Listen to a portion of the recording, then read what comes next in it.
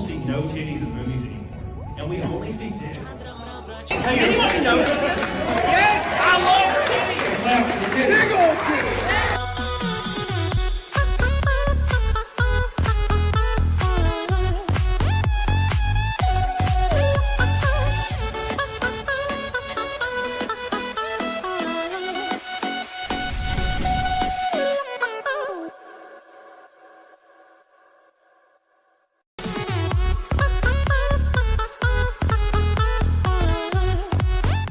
Never mind. What the fuck is this? I accidentally clicked loop. You know how it is sometimes. Yep, I do. I figured they just wanted some more of it. Man. They do. Dude, Every time. I saw you live with Jeff, I think it was. And I was like, this dude has been live. He's going live all day. Yeah. Well, today I didn't do a show last night though. Oh yeah. And like, I was going to pop onto Cecil's show because he's been inviting me on and I keep having to ghost him and I feel like really fucking bad about it. But yeah, I was going to pop on his show yesterday and then Lady Raggets was not feeling well. So I was kind of on kid duty. And so I just was like, well, deuces. But I wasn't doing my own show because I was going to get up and do Jeff's show. Then you invited me on to do this one. I was like, hell yeah, I'll do that. And I was like, oh, I still got to do mine. It's going to be a day. It's going to be a day. Yeah, dude, Cecil invited me on and I was at the gym and I was in a real bad mood, man. I was just in one of those weird bad moods that nothing prompted it. I was just not in a good mood. And I was just lifting shit. And it was like 9 o'clock or something. And he's like, come on my show. And I'm like, bro, I'm at the gym right now. Going ham as hell. So yeah, I got home and he like when I finally sat down on my computer, it was like streamed 3 minutes ago. And I was like, well, can't do it. Yep. No, eventually. He sent me the link yesterday. He's like, if you can pop on, do it. And I was like, well, I don't think so, but you know, maybe or whatever. And then today I got up and I was like, hey man, sorry. Like, let's actually schedule it. So next Tuesday, a week from yesterday, I'm on his show for sure. Like it's in my calendar now. So I was like, I might do that too. It's like, dude, I want to do your show. I'd love to. I just keep having the worst fucking timing. So, oh my God, dude. Speaking of timing, oh my God, dude, every single day this week has lined up to be like a little outrageous. And Friday, I have 2 shows. So I have your show Friday, assuming we're doing that. Yeah. Yes, we are. Then I'm on F&T Friday Night Tots Friday for the first time ever. So that's going to be interesting. Nice. That's a fun show. Yeah, I'll be on. Dude, it's going to be an all damn thing. And I have to take I'll be working on my race car the same day, like all day. So it's gonna be a brutal day. Thank you, Slaglust. And Slaglust says Nick still owes us a 24-hour stream. Have you ever done one? Yeah. I did one. I did one at 24,000 subscribers. It's a long time ago. And then I promised to do one at 100,000 subscribers and have not gotten around to it because they're so fucking hard to plan because you don't just need 24 hours. You need the time before to sleep and the time afterwards to sleep after wanting to kill yourself. Dude, I got to, I think 11 hours in and I started feeling like nauseous and weird. So I like stood up and did like I did some push-ups, some jumping jacks, ran up and down my stairs. And then I was like, oh, I feel normal. Back when I had my roommate, she took over for me for like 10 minutes. And it was great. I felt great. And then I made it all the way to 25 hours because I was playing Halo and I wanted to finish the level. So I just kept streaming. But they're brutal. Samantha says, I have Justin watching the stream with me tonight. Happy stream, y'all. Love you, Samantha. Thank you so much, baby. When I did mine, Drex was over. He was my 24-hour stream bro. He's like, yeah, I'll do it with you. So we're sitting there and like several hours in, he's like, yeah, man, I'll be back in like 15 minutes. He was gone for 5.5 hours. He just went to the couch and took a nap. I was like, you fucker. That's what I do. If it wasn't like my channel, I'll be like, yeah, I'll be back. Yeah. It was cool though. He was a bro. We tried to beat Battletoads. We had an old NES, like an actual NES hooked up to a CRT TV and we had the web camera pointed at it. It was so janky. And my God. And we tried, we failed. We were too rusty because we've beaten Battletoads on 2-player multiple times, which is fucking difficult. Yeah. But the way by the way, anybody out there, if you ever ask someone, they're like, oh yeah, I beat Battletoads 2-player. like, oh, cool. How'd you two both beat the Klinger Winger? Like, that's pretty hard to master. And then if they say some bullshit like, oh, well, we both practice real hard, then you know they're lying, because there's a glitch on the Nintendo version where the second player cannot do the Klinger Winger. You have to just lose a continue. They never go. So you just die over and over, and you lose all your deaths. So, dude, I would just get wrecked at the turbo tunnel every time. Oh, the turbo tunnel! Come on, man. No, on 2 players. Come on, man. On single player, it was fine. Like I could get through it on a single player, but I played the Super Nintendo one a lot, and the turbo tunnel on the Super Nintendo one was worse. Like they're easier on NES. The Super Nintendo, God, is brutal. Yeah, it is Brutal. It's just too much, man. It's bad there. I beat Battletoads with my friends, and I went to one of those barcade places a couple years back, and where everything's a quarter. Yeah. Right. And we just dump money into the arcade Battletoads. That thing was just engineered to suck money out of you like a porn star. I mean, it's like, Jesus Christ. It's just like quarter. Your lives would just go bloop, bloop, bloop. Constant dying. Dude, I went to a strip club the other day. Okay.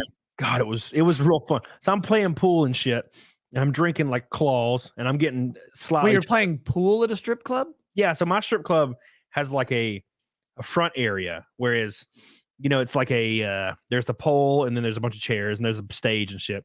But then you can walk all the way to the back room, and there's just like pool tables and arcades and shit.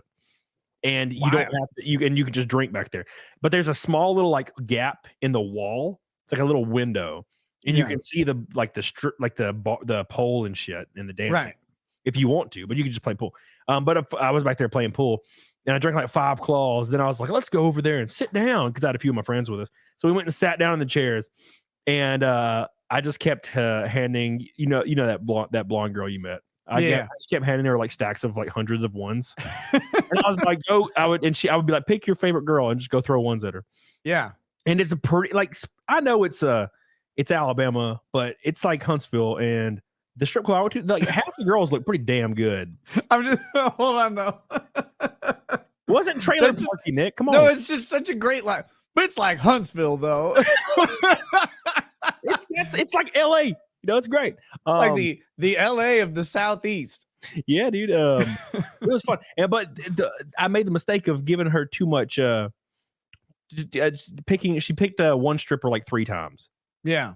And the stripper was like, okay, I got the hint. So she like walks over, and she's like, you know, talking to me, and talking to my other friends. And she was like, she whispered in my ear, she's like, do you want me to come home with you guys? And I'm like, no. No.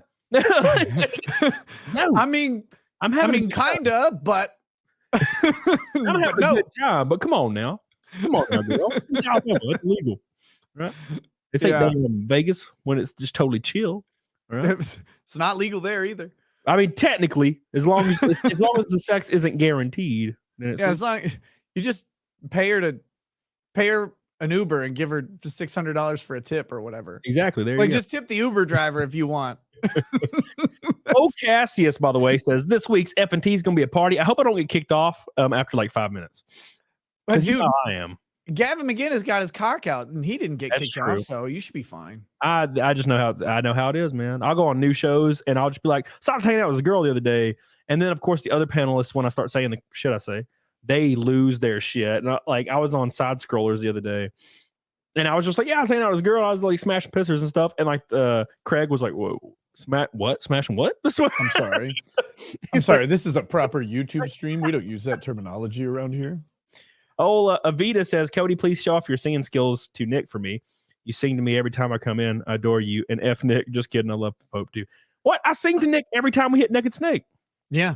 I'm like, I'm stealing a treat. I do it every time. And he takes his shirt off. It's great. Mm-hmm. Because he does that because of my voice. Fuck. So I just realized I was drinking my drink that is for fight milk. So don't drink fight milk before we get there. That's what I'm saying. Because I'm out of my Fairlife milk, so I have the Fairlife protein drink to use instead. But I was like, I just picked it up and reflexively started drinking it. I can't do that. Got to save that shit. Thank you, Snafu, by the way. So yeah, that confirms the fight milk, bitches. If we do hit it, we haven't hit fight milk in a few CAMELCasts, so we might not hit the fight milk. So don't worry about it too much. But yeah, dude, it's been wild as hell. We've been racing. And Saturday I'll be at Game Jam South, a convention. Fuck is that? It's like in my town. It's weird, but like I didn't even know about it. And they're like, "You want to come?" I'm like, "I guess." A video game convention? Yeah, it's like a retro game convention. I've been to the guy that does them. I've been to like a couple of his. He invited me to. I went to one in South Carolina. A lot of fun too. But there's one here, and I agreed to it like 6 months ago. And he's like, "Hey, Saturday," and I'm like, "Oh shit." I'm glad it wasn't during a race. Because that'd have been wild as hell. And Timordator says, "Hey, Nick and Camelot, do you know how you can tell when a squirrel has been driving your Shelby GT500 Mustang, your race car, when the brakes start feeling a bit squirrely?" My God, dude! I tell you what, I don't know how that car is gonna be, but you'll know. That dad joke was a black dad joke. Like, you know, it was there, but the laughter was absent. Yeah, exactly. Damn. You ever seen that GIF image of it's like a black kid and he's like gonna scare my dad when he gets back with the milk, and it's just a GIF image of him standing there, and it just keeps refreshing, and he's just standing with his dad never comes back. God, it's brutal. No, but there's no telling because if you don't have proper cooling on your brakes and you give it some hell, you'll lose those brakes in like 10 minutes. So every race, man, I'm still learning to not be on the brakes as much and use momentum. But man, I lose my brakes almost every single freaking race now. There's only been like 2 races where I didn't, so it's pretty wild. Intimidator, I love you. X-Wing, still waiting for the stash fight milk. Let's do a stream making fun of Met Gala. Oh, fuck the Met Gala, man. Oh my God, we can talk about it, but I despise celebrities because of shit like that. They show up to the Met Gala in the most outrageous costumes, and it's literally like a narcissistic circle jerk, like of people fist bumping because they're rich and famous, and literally no one cares except for normie ass Facebook white girls. They're like, "Oh wow, look at Jared Leto, he's holding a head of himself." Wow. Well, yeah, I was bitching about it the other day. I think on Monday was when it was happening, or maybe it was over the weekend. I don't know, because here's what happens. I have never once clicked on a goddamn Met Gala story on my phone because I don't care. But so all of my, like, you know, Google gives you recommended news stories. You swipe to the right or whatever, and it brings up all the recommended news stories. So I usually troll through there and look for like legal stories or constitutional stuff or police shootings. And then, so I get those. I get video game stuff, I get D&D stuff, and I get random celebrities or Instagram girls in bikinis, because they write news stories every time. I don't know if people know this, but every time any Instagram model wears a bikini ever, there's literally a news story written about it that is then published, which I'm pretty sure just paid ads, right? Yeah. And it's like, so-and-so stuns in skimpy green bikini. So I get a shitload of those. I'm like, I don't even want to click on these. I do click on them. I don't want to. Right.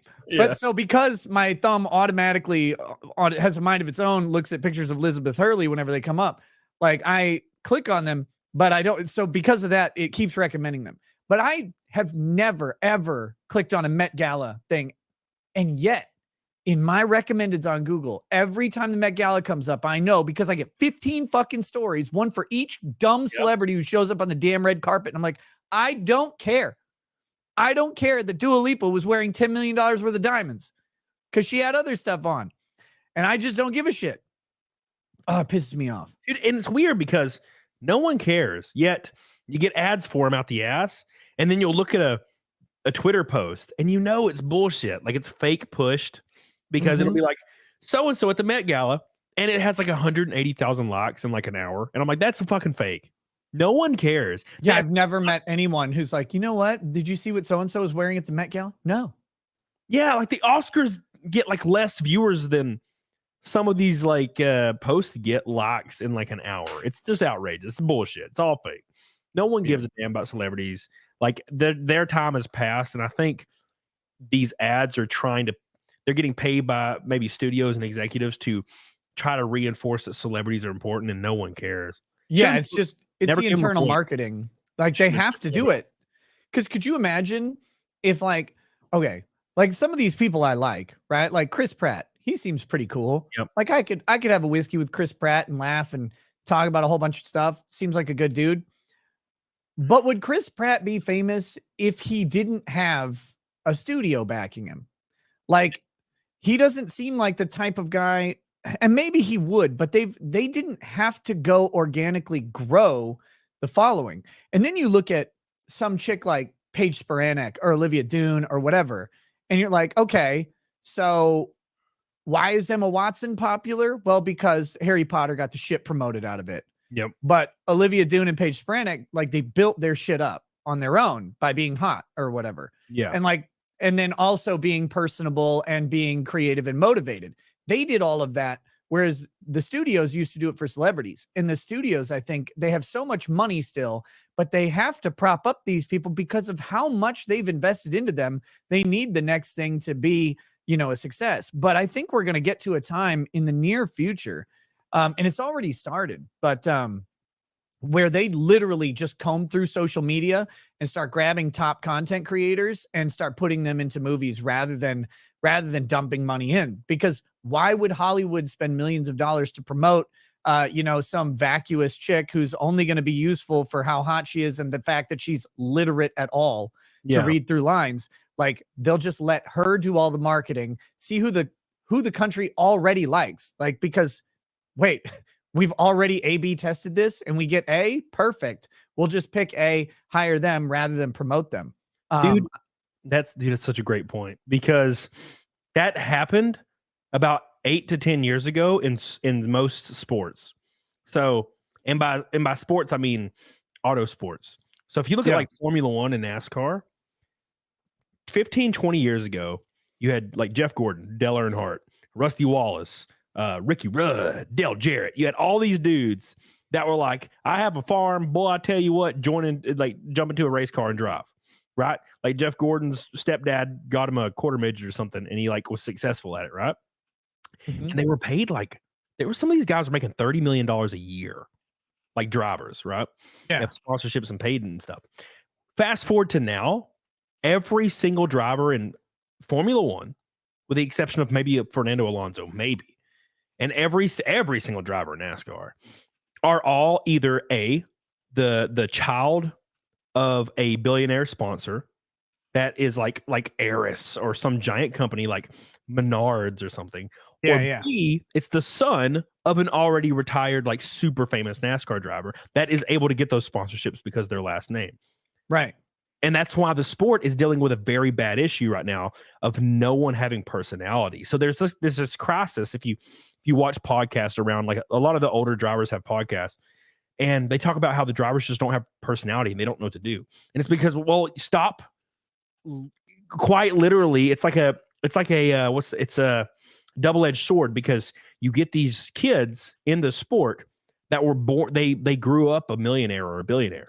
Therefore, they never had strife. Therefore, they never had to develop a personality. Correct. Right. You develop a personality through like hardship and trauma. None of these kids have ever experienced that shit. So or by transing, or you trans. That's right. That's the other way to do it. That's what I did. So they'll interview these drivers after a win, a loss, doesn't fucking matter, and they're like, "Yeah, had a good day, good car, great." And then that's it. And like, but back in the day when Earnhardt won, Gordon won, Rusty, they were throwing shit, freaking the hell out. Boy, I tell you what, get the hell, they're freaking the fuck out. Yeah. So they're dealing with this crisis of just hiring. Keep in mind, NASCAR drivers are almost not paid at all anymore. They pay to drive. They're not paid like they used to be. Like, they technically have salaries on paper of like $200,000 a year or something. But right. I mean, Jeff Gordon was making $30 million in like 2005. Right. So yeah, that's the issue. And I do not see why Hollywood would not go to that format. If Hollywood's like, man, I could pay Nick REKIETA like $500,000 and he'll go be in the next Marvel movie instead of paying Chris Hemsworth $20 million. Why the fuck would I not do that? Right. Because you do that. And the other thing, and this is what I've been saying about conventions forever, like conventions keep paying these fucking cosplayers, and every convention I've been to, all of them have complained about cosplayers because the paid cosplayers that come to conventions have like retarded demands. they're like, oh, I need a first class ticket for me and for my photographer. And also I need an extra first class ticket for my dog. And then they need like a special hotel room. They stay for like a week for a 3-day convention, and then they get paid a lot. And it's like, this is just some hot hoe who takes pictures. And like, sure, they're really talented, but there's a bunch of cosplayers out there who they like, you know, have organically built up their stuff, and they don't need that. And what I was saying is like, when I started getting inviting, they're like, man, you're so easygoing. Like all you want's like a plane ticket and a hotel room. I'm like, well, yeah, like that's cool. That's easy for me. Like you cover my travel, and fuck, I'm definitely going to be there. You don't have to pay me anything. I don't have any special stuff. I don't need a special room or whatever. And nowadays, like I'll offer to buy my own plane ticket because I want to fly first class anyway. Yeah. So, but the other thing is, when I'm going somewhere, I promote the hell out of it because I want my people to show up because I want to hang out with them. The cosplayers, you know, they'll like take one cosplay picture with like a sign up. That's part of their like appearance contract. Yeah. It's like content creators like us, we're gonna be talking about it like several shows, a whole bunch, because we want people to go like, come hang out, come meet us. Cause that is self-reinforcing for us. Because when the basic reality is if you go out and meet fans, you know, it's more likely that they're going to develop a better relationship. They're going to hang around and watch more. They're going to hang around and get more involved in the community and stuff like that. That's all benefit to us. Whereas celebrities try as much as they can to stay away from people. Yeah. And then the studios have to like artificially force this. If they could pay someone, even if they pay them like a comparable amount of money that a celebrity would get, they don't have any of the marketing that they have to do, because if they've got a sufficient following, I mean, imagine someone with 20 million followers promoting the movie, like for free. Yeah. Like, Jesus Christ. Like that is hugely beneficial. Imagine how much money, because you had a line for 3 days. Imagine how much money in just ticket sales that you made Matsuri. Right. Yeah. I mean, if you think about it, 20 grand, maybe more. Probably if you think about it, if I had, let's say hypothetically, I got 300 people to come out. And I have no idea what the number is, but let's say hypothetically 300 people to come out just on ticket sales. If they buy just a 1-day pass each, that's what, 300 times $50? What, 15 grand. Yeah. 15 grand. Yeah. Now, if they're buying super passes or whatever for $200, I mean, it ratchets up real quick on how much money it is. And so if you've got someone who's able to bring people in, and all of that was like, again, assuming that number came from me and assuming that was solely from my like promotion of it, like they didn't pay me to promote it. They didn't pay me to show up or anything like that. All they did last year was they covered my hotel room, which is all I asked. I was like, hey, can you cover my hotel room? I flew me and Lady Raggeds down. I didn't want them to have to pay for a ticket for her or anything. So it's like, I'll fly us down. If you can cover our hotel room, we're all good. And that was it. And they're like, yeah, hell yeah, let's do it. And so it's like, they didn't have to promote that or anything. And if paying for a couple nights of a hotel brings in 10, 20, 30 grand, I mean, that's a good fucking deal. Yeah. That's a big ass deal. And I don't see why. And like you said, dude, celebrities, now look, they deal with it a lot, but celebrities usually, I don't think they go into it understanding the fan interaction. So most of them, I feel like a lot of them at least, don't want to be around people. They kind of dislike people a lot. They get real tired of it. Real tired of it. And maybe it's because they experience it so much. I don't know. But I think it's because they get hit up in public so much. And I think that's the main thing.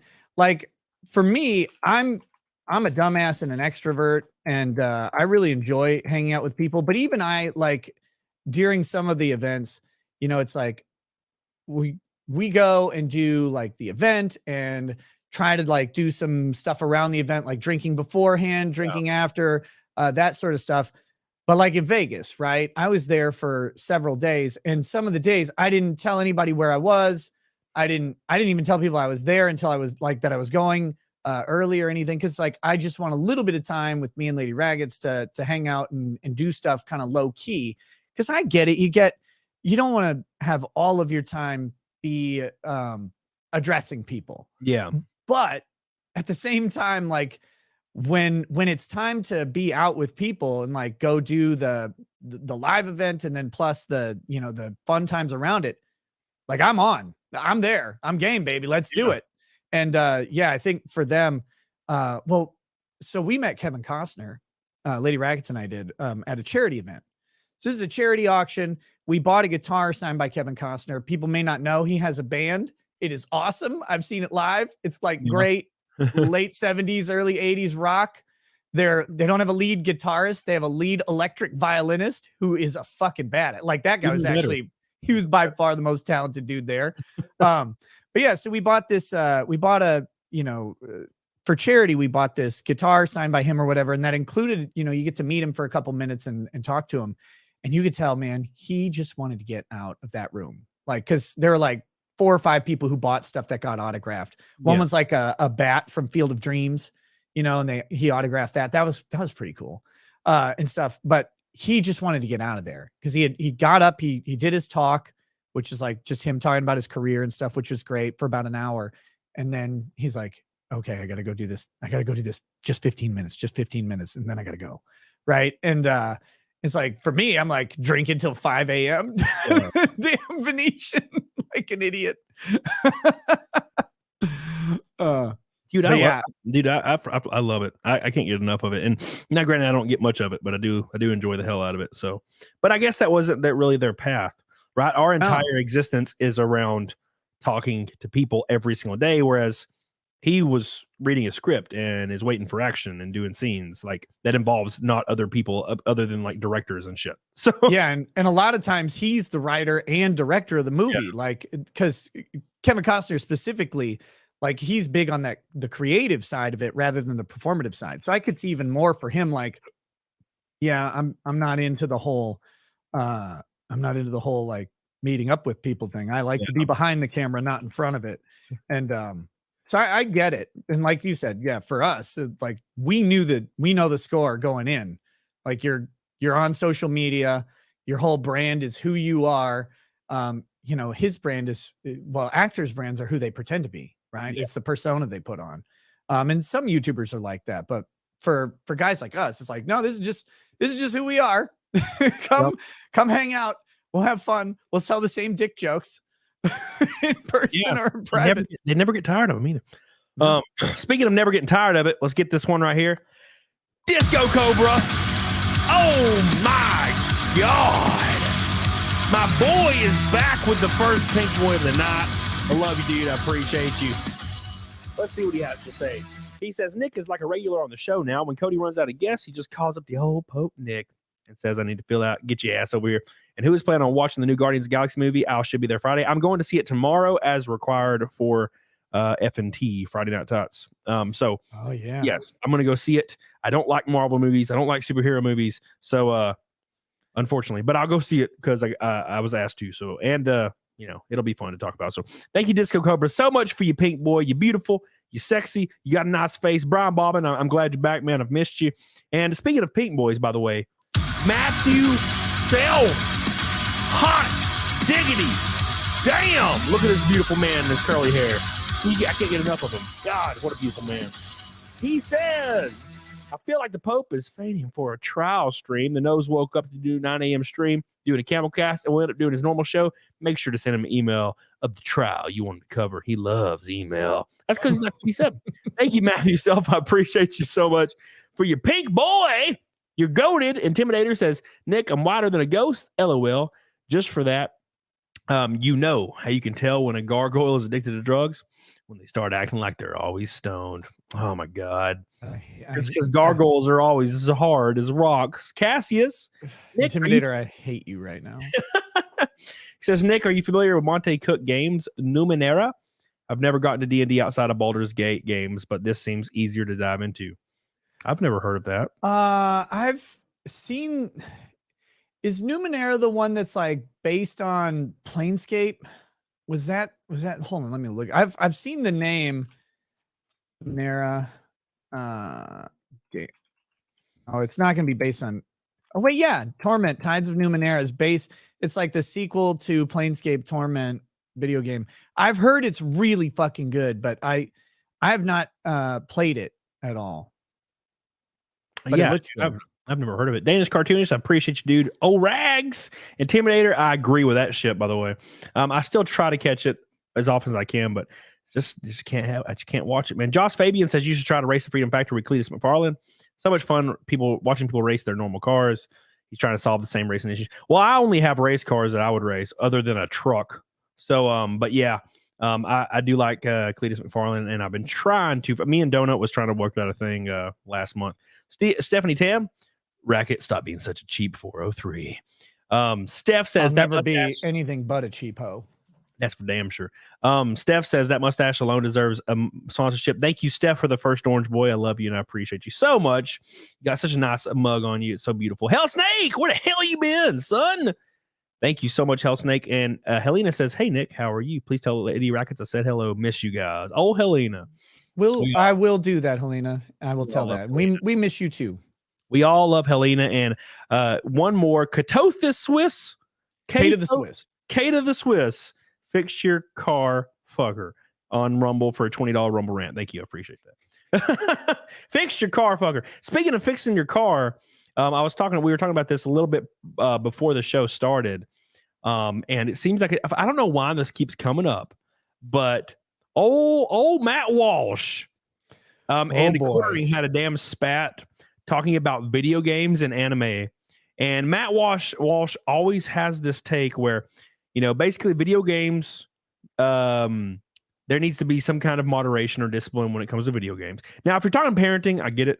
But if you're talking like government-wise, no, thank you. I want full-on boobs and dicks in games. I want like full-on. I want everything.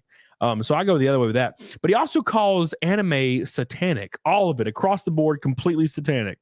Like, my God. I gotta send Matt the most Christian anime there is. I'm gonna send him a copy of Bible Black. It's all about the Bible. I mean, his Bible's right in the title. What is this problem? No, look, I mean, if you're ever looking for a shit take, you got a 60-40 chance of Matt Walsh having one on a given day. Like I know that may be unpopular, that people might like Matt Walsh or whatever. I have always had a problem with Matt Walsh's like overtly oppressive and in your face sort of style of Christianity. Yeah, I agree. And I get why it like gains a lot of traction. The problem with it is for every good take, man, there's a shit one just waiting to pop out, or there's like an over expression. And that guy, like, I have a feeling that guy better hope that there's never like a Crowder leak of his his personal life. I'm not saying with his marriage or anything like that, but man, I just have this lingering distrust of people who get so fucking overtly aggressive on stuff that there's like some demon behind the curtain that they're holding back, and that once that fucker comes out, it is terrifying. And I don't know, man. He's always rubbed me the wrong way ever since he had the Matt Walsh blog before Blaze and all that shit. Yeah, even look, I agree with him on some things. But even like watching him describe certain things like trans issues, like you said, it's so overtly in your face and kind of seems like a ridiculous, like it's a stick, coming out of some kind of stick. Yeah. Stick. Anyways, it's like a bit he's doing where he's just like, absolutely not, F yourself, eat my ass. And he says right here, video games are a sacred cow because our country is filled with adults who are obsessed with them. That's why we all pretend insanely that there's nothing wrong with or disturbing about a child spending all day killing people in a virtual world. But there are no studies that even kind of correlate violence and video games. It's like Mortal Kombat 94 all over again. And believe me, like, so this is hard to grasp. Believe me, if they could find a link, do you think that the left wouldn't tamp down on Call of Duty and shit like in Fortnite and shit like that if they could? If they had an opportunity to get rid, like to some excuse for the government to censor violent video games, they would be all over that shit. In this weird play that the right sometimes does where it's like, oh, the left is protecting violent video games. Like, no, like the left and the right have been unitedly retarded on this topic forever, where they're all like, well, it must be the violent video games. But I was reading a thing today where there's like one center that studies the links between video games and neurological trends. And they went through every every published study, there's 82 published studies on trying to link video games to increases in violence. And there are zero causal links that they can find. Yeah. And it seems like they revisit this every couple of years. It's like, is video games causing? No. If anything, it's an outlet to get out your frustrations. Like, yeah. One of the studies specifically said that. They said what they found is actually during release windows for some of the most violent video games, they find that violent crime rates actually tend to decrease marginally. Which they can't link it causally to the video game thing, but the theory behind it is, there is a marginal decrease. It may be an outlet for people to get rid of some of their violent thoughts or get rid of some of their aggression and not otherwise take it out on other people. And it may just be something as simple as, hey, when you get down to play GTA 5, it doesn't matter if you're like angry and you need to punch someone. It just makes you a little bit happier. Yeah. Like, it just makes you happy to run over some pedestrians sometimes in fucking GTA 5. Nothing I love more than getting the hatchet in the game. And just, dude, I was playing it one day and I was having a bad day. I pulled out the hatchet and walked up to every female on the side of the street and just hatcheted their ass. In first person mode, by the way. Ho chopping. Yeah. That's what you get, you son of a bitch, for leaving me. Like, that's, you know what I'm saying? Yeah. I was having a good damn time, but let's watch this. It says Daily Wire host on anime. He says, can you hear this, by the way? Yeah, I can. What's your opinion on anime? It's really popular amongst teens and young adults. I think it's all satanic. I have no argument for it. I have no argument for why it's satanic. It just seems that way to me. All anime to me seems weird, just like bizarre, creepy. And in general, I don't think that adults should be, whether it's anime or any other kind of cartoon, with rare exception, adults really shouldn't be watching cartoons in general. So here's my take on this. Oh, for fuck's sake. Here's my take on this real quick, Nick. I do not watch anime often at all. It's like once every couple of years I'll watch a new anime. I'm not an anime guy. When people say, do you watch anime? I usually say no, because I don't consume it very often. I don't particularly like it. It's just not really my thing. But I would never call it satanic and say people shouldn't watch it. But when I hear people conflate anime as with being a cartoon, it's almost like they're being willfully ignorant just to be a dick ass. And I don't even like anime that much. But that's just so ridiculous to me to call it satanic. That's you know what that reminds me of? It reminds me of people that describe certain scientific phenomena as just God before they knew what it was. Right, yeah. It's like, oh, the moon, there's waves coming in on the beach. Yeah, it's Jesus. He made the waves happen for us. No, bitch, that was Lizzo falling from the alien spaceship. But that's the same shit. It's like, oh, I don't like anime. I don't know much about it. Therefore, it's satanic. It's insane to me. Look, so here I got a couple anime takes. First of all, you watch whatever the fuck you want. Like, watch anime all day. I don't care. I think that guys who are complaining about relationships and women who also like and watch anime might have a tendency to oversell initially how much anime they're consuming and talk about it maybe a little too frequently. And that this is all may and might, may be impairing some of their abilities to talk to women if they want to. If there's a dude out there who's like, I don't want to deal with bitches at all. I love my anime, 2D girls. I go for it. But like, that's what you're choosing. And so I do think there's a tendency for guys, especially online, to really like get a little too into anime when you're trying to attract a partner. Now, again, that's if that goal lines up with that issue, you may have some trouble, because I think at first blush, most women don't want to hear about your anime collection, just as a hunch. Now, I know there's the unicorns out there who you meet at anime cons and they're like, I love every episode of Yaoi that you have, or whatever. Great, cool. That's not most of them, but fine. But watch all that you want. The idea that I don't think adults should be watching cartoons is going after a medium which is retarded. Like, that's like saying, I don't think adults should read magazines. Well, why? Well, because it's a magazine. Well, what if what's in the magazine is like highbrow literature? Is that what they should be?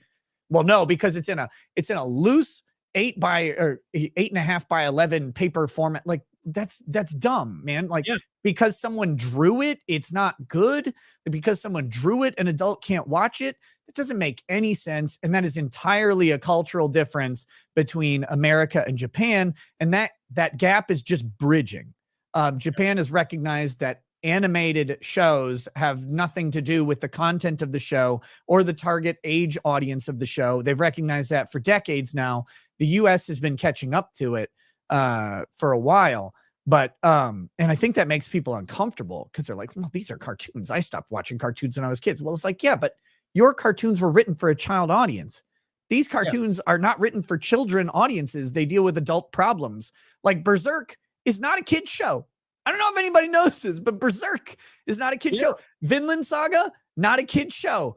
Vinland Saga is about like deeply repressed rage, profound loss, a sense of revenge, conflicting with like a respect and reverence for a new father figure, even though he was like an awful bastard who killed your dad, and like coming to terms with the idea that it was just part of it, that it may not have been personal, and like having to deal with all of that shit. That's what Vinland Saga is about. These are not child themes. These are adult themes, dealing with a whole lifetime of fucking baggage being thrust onto someone and them having to process through it.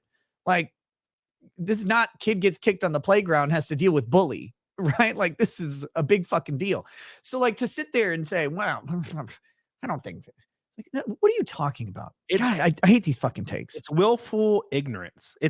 So I've had friends in the past, or even viewers or anything, when they find out that I do oval racing, right? So I'm racing full time in an oval series called the Grand National Series, like a NASCAR series.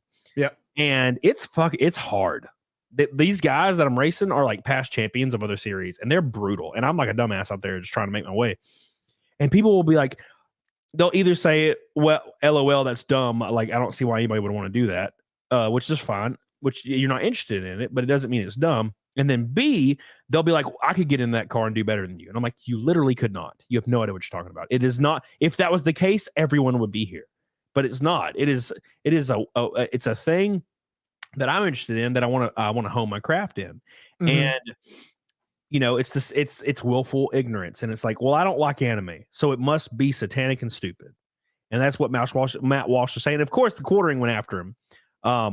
And he said, the right's weird obsession with disavowing video games, anime, social media is why they'll never appeal to most Gen Z. The base is literally dying off, and most of the voices in the community are actively refusing recruits. Matt's not the only one saying it. There was some other moron who tweeted animes for pedophiles or something the other day. And he's right. That's the thing is, it seems to be there's this like push where conservatives will say, because it's been conservatives for a while, like video games are evil, video games are bad. Now it's like animes for pedophiles, animes satanic, and all these other things, and they'll agree with shit across the board. And I've talked to people on podcasts before that agree. It's like you have to agree. It's like, so this is where I stand, and I know we're a little bit different in this avenue, but I'm not a religious person, right? But I'll talk to somebody that who is, and there's nothing wrong with that. Dude, more power to you. But they'll be like, well, like Jesus's law, he's the number one thing. I'm a conservative. Like, I think gay marriage should be legal. I think, I'm pro-life. I'm every single thing that identifies with all these things. And I feel like, there's conservatives will gain a little bit of ground. And you're like, oh shit, they're gaining some ground. Everything's working out. And then immediately they're like, we need to reverse gay marriage. And I'm like, what the fuck? You're gonna lose all that support you just gained, bro. What are you doing? Yeah, like, I don't know. It just seems like, and how Texas is wanting to prosecute people that leave the state to get an abortion. I just think it's silly. Like, you're going too far. Like, wait till you have power if you want to do some crazy shit. But you can't be trying to get power and doing that. And I feel like conservatives struggle with that. Like Matt Walsh saying, and like, you're fucked now. Like, you could never run for office. You just like shunned half the damn U.S. Half of young people watch anime. Shit, I watched it when I was younger. That's all I watched was Naruto and Dragon Ball Z. When Goku turns into a Super Saiyan, my dick was rock hard. And I was like 12. I didn't even know it could get hard. I was confused. I looked down and Frieza's all nervous. And he's like, you Krillin. And his hair's turning yellow. And my dick's getting hard. I'm like, what's happening? Why is my dick getting hard? I don't even know what's happening. I didn't know this. You're gay even then. Yeah, it was great. And then he like cut freaking Frieza in half. It was the greatest shit I've ever seen. And you called it satanic? Slavabaga, sorry, I missed your super chat. His holiness is present. What is the opinion about chances of Orthodox Catholic and Roman Catholic churches ending their schism and reuniting? And will there be a return to tradition? I have no idea. Nick could probably speak to that though. Yeah, no, I doubt it. I mean, the Catholic Church and the Orthodox Church have a lot of similarities in sort of a liturgical style for each of them, and valuing ritual pretty heavily, which is, kind of comes into conflict with Protestants a lot of times. But I don't think there's a mending on the way. They have differences of opinion on what books are permitted in the Bible or a part of the canon. And then they have, obvious, the Orthodox Church has a lot of iconography that the Catholics aren't really fond of, and even less so the Protestants. But will there be a return to tradition? I mean, there's tons of return to tradition that's happened throughout all of these things. But what tradition do you want to return to? Like the Latin Mass? Is that what you want? Because you're not going to get that. Right. That's an exclusionary sort of tradition, because if normal people are like, oh, I'm going to go check out this church, and they get in there and priests speaking Latin, they're going to walk out the fucking door. Like they don't, that's not a selling point anymore. And that's why the John Paul II or whatever, whoever it was, I think it was him, who changed that. Like, you're just not going to get that stuff anymore, because the church, frankly, needs to open its doors to as many people as possible, or it's in danger of dying off. That's the reality in current day. So you're just wild as hell. It's absolutely wild as hell. And if you live in the South, there's people holding snakes and shit. I'll talk about that. Speaking of snakes, hell snake. That's a weird coincidence. Been busy as hell. And Nick the Nose, you're great. Also, how many of you have pumped for Armored Core 6? Dude, I've sucked at Armored Core for years, so I'm not exactly pumped, but I will watch people play it for damn sure. Thank you, Hell Snake, for the Orange Boy. So, loved Armored Core, man. So I grew up in Alabama, right? I'll never forget. I went to a freaking church where they brought out snakes and shit, and then the main preacher guy grabbed my face and was just saying shit. He was like, "Wow," and I was like, I'm like 11 years old. I'm like, what the fuck? It was terrible. It's fucking terrible. So that's what I experienced growing up. It was just insane. Sally is yelling at me in locals, by the way, to read her locals dono, where she said, "Me and everyone in Nick's locals loves your new mustache." Well, thank you. I appreciate that. Hell, finally. Thank you, Sally. I appreciate it. Damn, Sally. The Sally deserves just a hit from behind, baby. Anyways, thank you. See, the best part about Camelot's mustache is it sweeps the cocaine off the penis that he's sucking. Dude, damn it. I caught it a little bit later. I know. That made me so happy. No, dude, I was lunching on this chick the other day with my mustache, my new mustache, and she was like tripping balls, right? And then, after it was over, she was like, "So the mustache is great. It's the greatest thing that's ever existed. You should keep that for a while." And I was like, "All right, shit." Patrick says the Germies are making issues for clickbait. Who cares about Matt Walsh's 5-year-old tweet? Well, he tweeted a new one recently. I think it was the anime one, and that's why people were freaking out. I'm not up on it. I just read the article. Matt Walsh, aka the guy who posts his trophies for clout, and a YouTuber named Rhinestone trolled him. No, nothing about no Rhinestone. Wait, who they trolled? Rhinestone trolled Matt Walsh, or Matt Walsh and Rhinestone trolled Jeremy the Quartering? I'm very confused. Oh shit, I have no idea. I don't know. I just saw them yelling at each other on Twitter the other day. Yeah, I saw that. And then of course Lofty Pixels got involved, which God damn it, Lofty. He always trying to grab for some damn branches of clout, that little bastard. No, dude, I can't wait to see that stupid bastard. I love him. I'm sure he'll be at Montsuri. He's such a goofy little, soft little boy. He's adorable. Yeah, he's cool though. He's super nice in person. He is super nice. I was gonna say, I meant to answer earlier. I'm gonna probably go see Guardians of the Galaxy 3. I liked 1 and 2. I thought they were fun. Like, they're not Marvel, for whatever it is. I think they really nailed the pulse on those 2 movies and sort of the tone of them. So I'm hoping 3 kind of keeps pace with that. I don't have a lot of hope for it, but or a lot of confidence in it, but I'm hopeful. That's what I mean.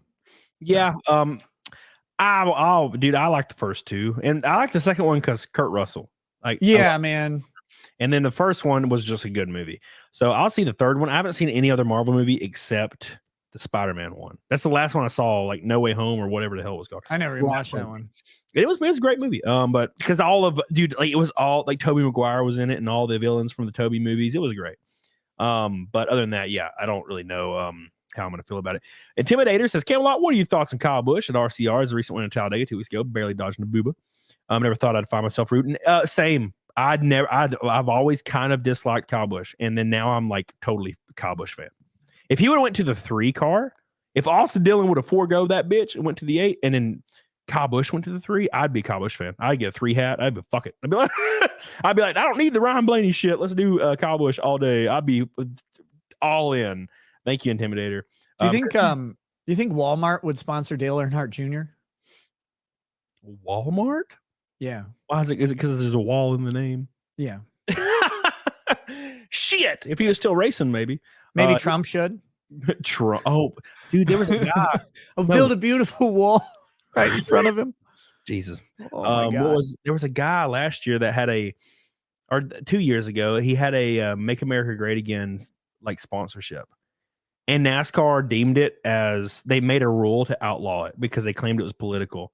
But in the same exact like race or 2 races before, there was a BLM car. That's not political right there. And they said, well, you know, people defend it. They're like, well, Black Lives Matter is not political. And I'm like, fuck off. You can't, like, I get what you're trying to say. Like, I get it. I'm not a dumbass, but you can't just say every time that you're challenged, oh, well, my position is moral. Therefore, it's human rights. Therefore, I can talk about it and you can't. Fuck off. I'm like, that's not fair. You can't do that for every situation because that seems to be what all liberals are hiding behind now. Oh, trans rights? Oh, well, they're human rights. Fuck off. You can't. If you're saying anything, you're an evil person. I'm like, no, fuck you. My 9-year-old ain't getting his dick sawed off. It's not happening.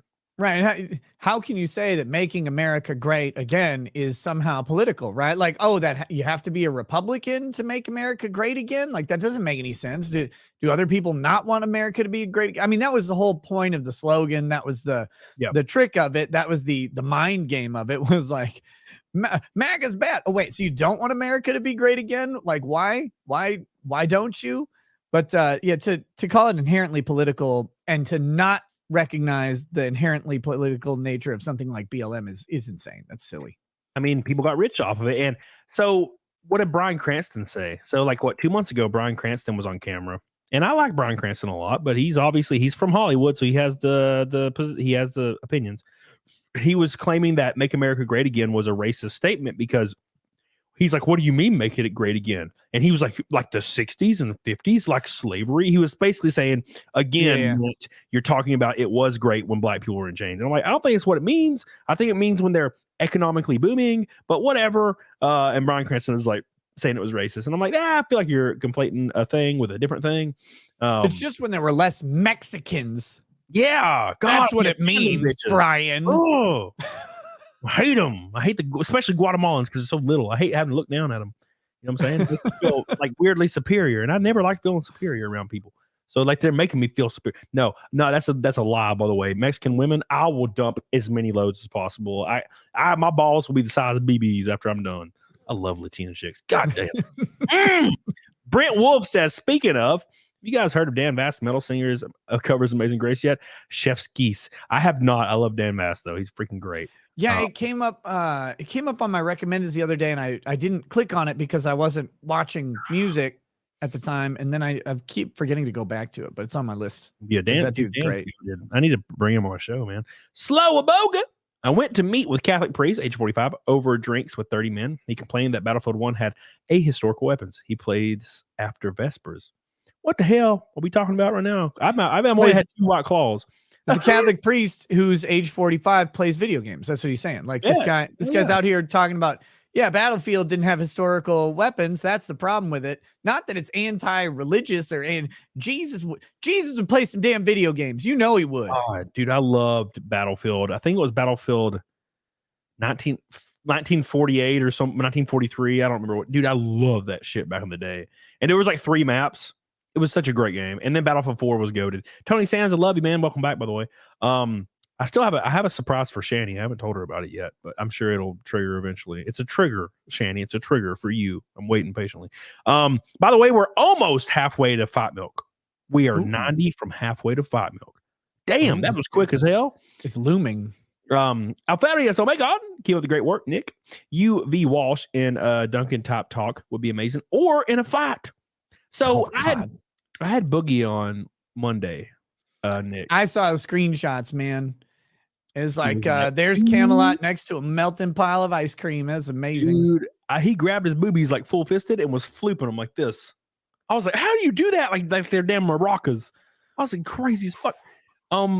You know, people hate Boogie, and I get it. Like, but I randomly ran into him. I was at a convention, and I was walking, and Boogie walked by me. I was like, holy shit, it's Boogie. What the fuck? And then he looked at me, and he's like, oh, Camelot. And I was like, you know who I am? And he's like, yeah, man, GameStop. I'm like, oh, shit. And we just sat down and ate hot wings together, and he was nice as fuck. So I was like, cool. He's nice to me, so I'll fucking be nice to him. And, of course, people in the chat were like, fuck Boogie, he's a piece of shit. And I'm like, I don't care, man. He's nice. I don't give a fuck. I've talked to him in DMs a couple times, you know, and I've been critical. Like I did a whole review of his situation with Frank Hassel. I had Frank on my show to talk about that shit. But you know, like Boogie was, I mean, he's always nice. Like, and I wasn't mean to him or anything. Like he knew I disagreed with that. I think he had some regrets about that personally. How that went down, but you know, no, he was when I talked to him, he was super nice. Yeah, he's cool. He's done some shit things, and I told him that to his face. I was like, you said fucked up shit, so I can understand why people didn't want to talk to you or like you or watch your content. I get it, but been nice to me. I'll like let you say your side of my show. I don't mind. You know, who cares?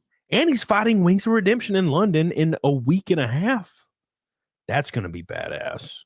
Now, I think Wings is going to kill him because I saw some footage of their like training, and Boogie kind of keeps his hands down and kind of does this side to side, like big guy swing, butterbean swing. Right. Wings of Redemption doesn't even look like he's a fat dude. He's a big dude, but it's like he does it. It's almost like he's wearing a fat suit because he's like got his hands up. And he's like, tink, tink. And he's like moving his head. I'm like, I've never seen a fat guy move like that in my life. Yeah. So, like, I don't know, man. We'll see. Fire PA says, Nick and Camelot, have you seen Bible Black? Yes, I have. I love it, dude. That one scene where the chick's just standing there, and then the penis goes, oh, and I'm like, oh, and then she starts railing that chick. I love. Never heard of it. What a great! That was my first one. I'll never forget being on Kazaa or LimeWire, and I saw a thing. I typed in like hentai, and like you know, of course you did. I was like 13, 14, and it said Bible Black. You're like 32. Yeah, Bible Black episode 3, and I was fuck, I'll download it. It's 19 megabytes, takes about 6 hours. And I remember, I never forget. I'm like sitting there in the dark in my computer room, like in my living room in the trailer park, and then she's a naked hentai chick, and your penis comes out, and I'm like, well, I take my pants off. You know, my parents could have walked out at any moment. It was wild, man. Bible Black was my childhood. Stephanie Tam, I love you, baby. 500 likes is possible. We killed that bitch. The 1,000 like goal. By the way, like the stream, bitches. Get on it, doggone it. In honor of Nick, we're already almost to 700. That was fast as shit, man. Jessica, what's up, baby? It's called a porn stash. Porn stash is what. Does it look like a porn stash? No. It looks like a Coke duster. Dude, I need to find some wax. Like I went to the store the other day.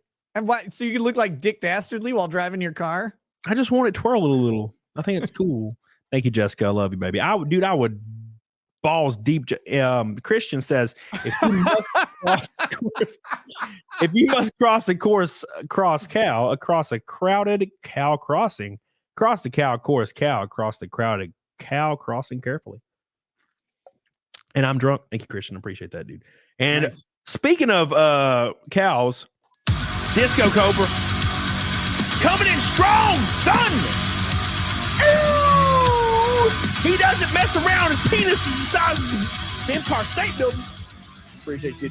The thing most conservatives, just people who try to scapegoat all the video games, is not all satanic. Some might promote certain lifestyles or degenerate behavior, which can be bad, but don't generalize things because it makes you look dumb. Yeah. When it's all said and done, it's video games. But when I feel like crime will even drop more when it turns into VR and you can hatchet bitches in VR. Dude, I was watching, have you ever seen, I think it's called Swords and Wizardry, the VR game? Maybe. It's fucking awesome. Like it is. Maybe. It's I was watching it was a video clip. It's like a brutal Viking dungeon run in Swords and Wizardry. This motherfucker goes in and he's got like an axe in one hand. He's chopping people in the face, and then he grabs this one dude and puts him in front, like lets some arrows hit him. Then he chops him in the face, and then he's like, takes one dude, just throws him off a damn cliff. I was like, yeah, this is awesome. I've seen PewDiePie play this shit, and I think it was PewDiePie.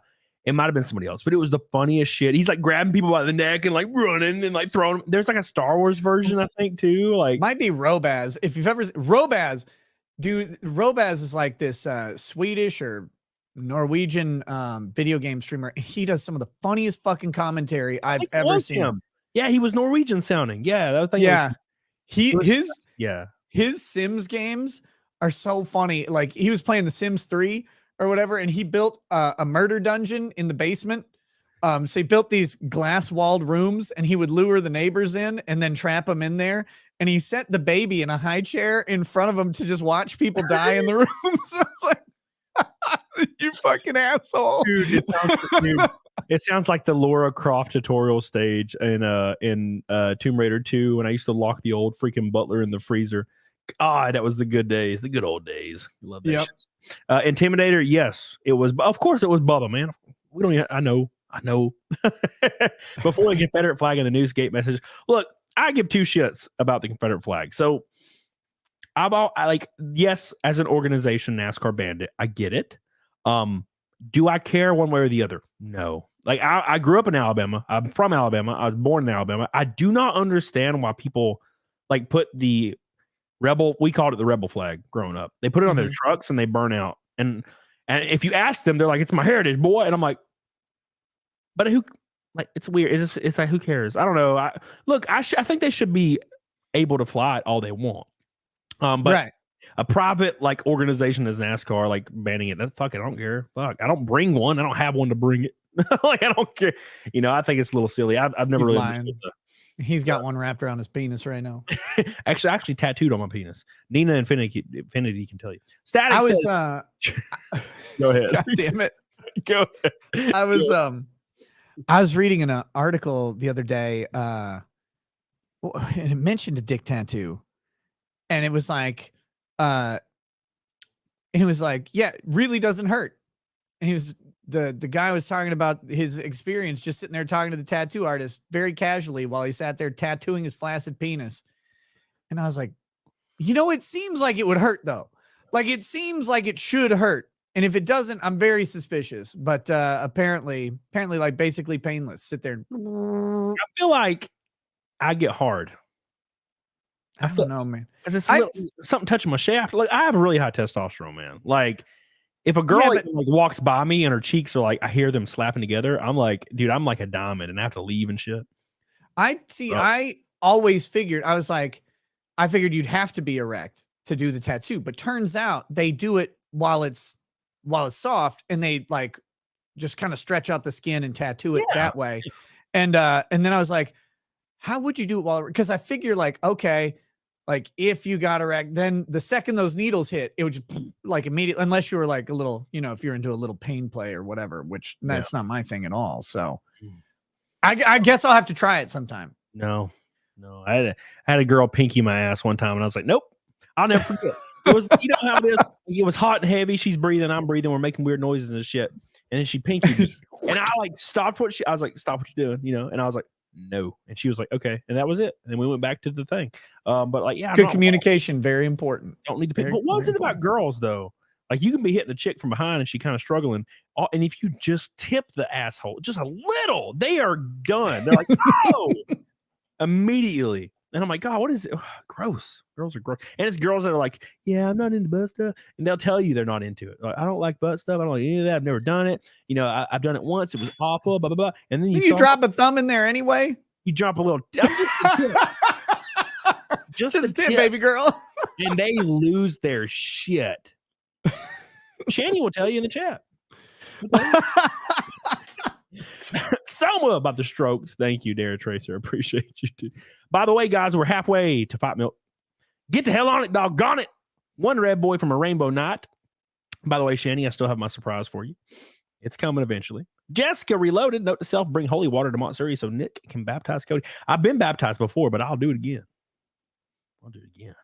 If that slobber pocket be dripping, I can be baptized by that. You know, Jessica, if I'm baptizing Cody, we got to baptize him proper. This is YouTube. You just bring some Monster Energy, baby. We'll spread that right on his forehead. Oh, my God. I'd be all for that. Right, so I had one of these today in your honor. Monster Rehab.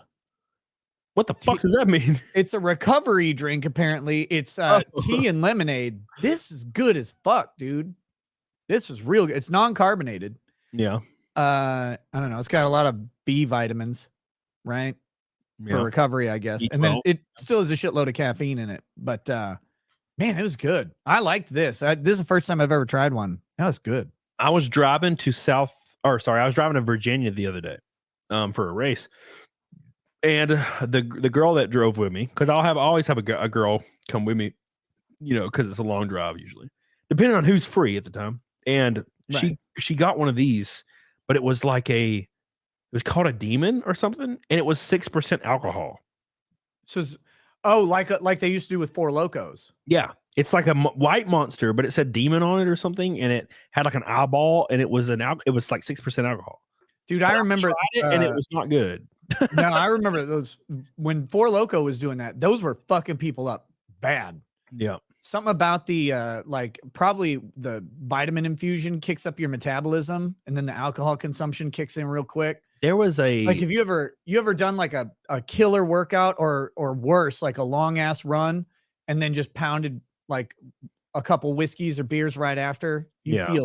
You get drunk so goddamn fast. I did a 10-mile run and hit a couple whiskeys. I was rolling on the floor like, look.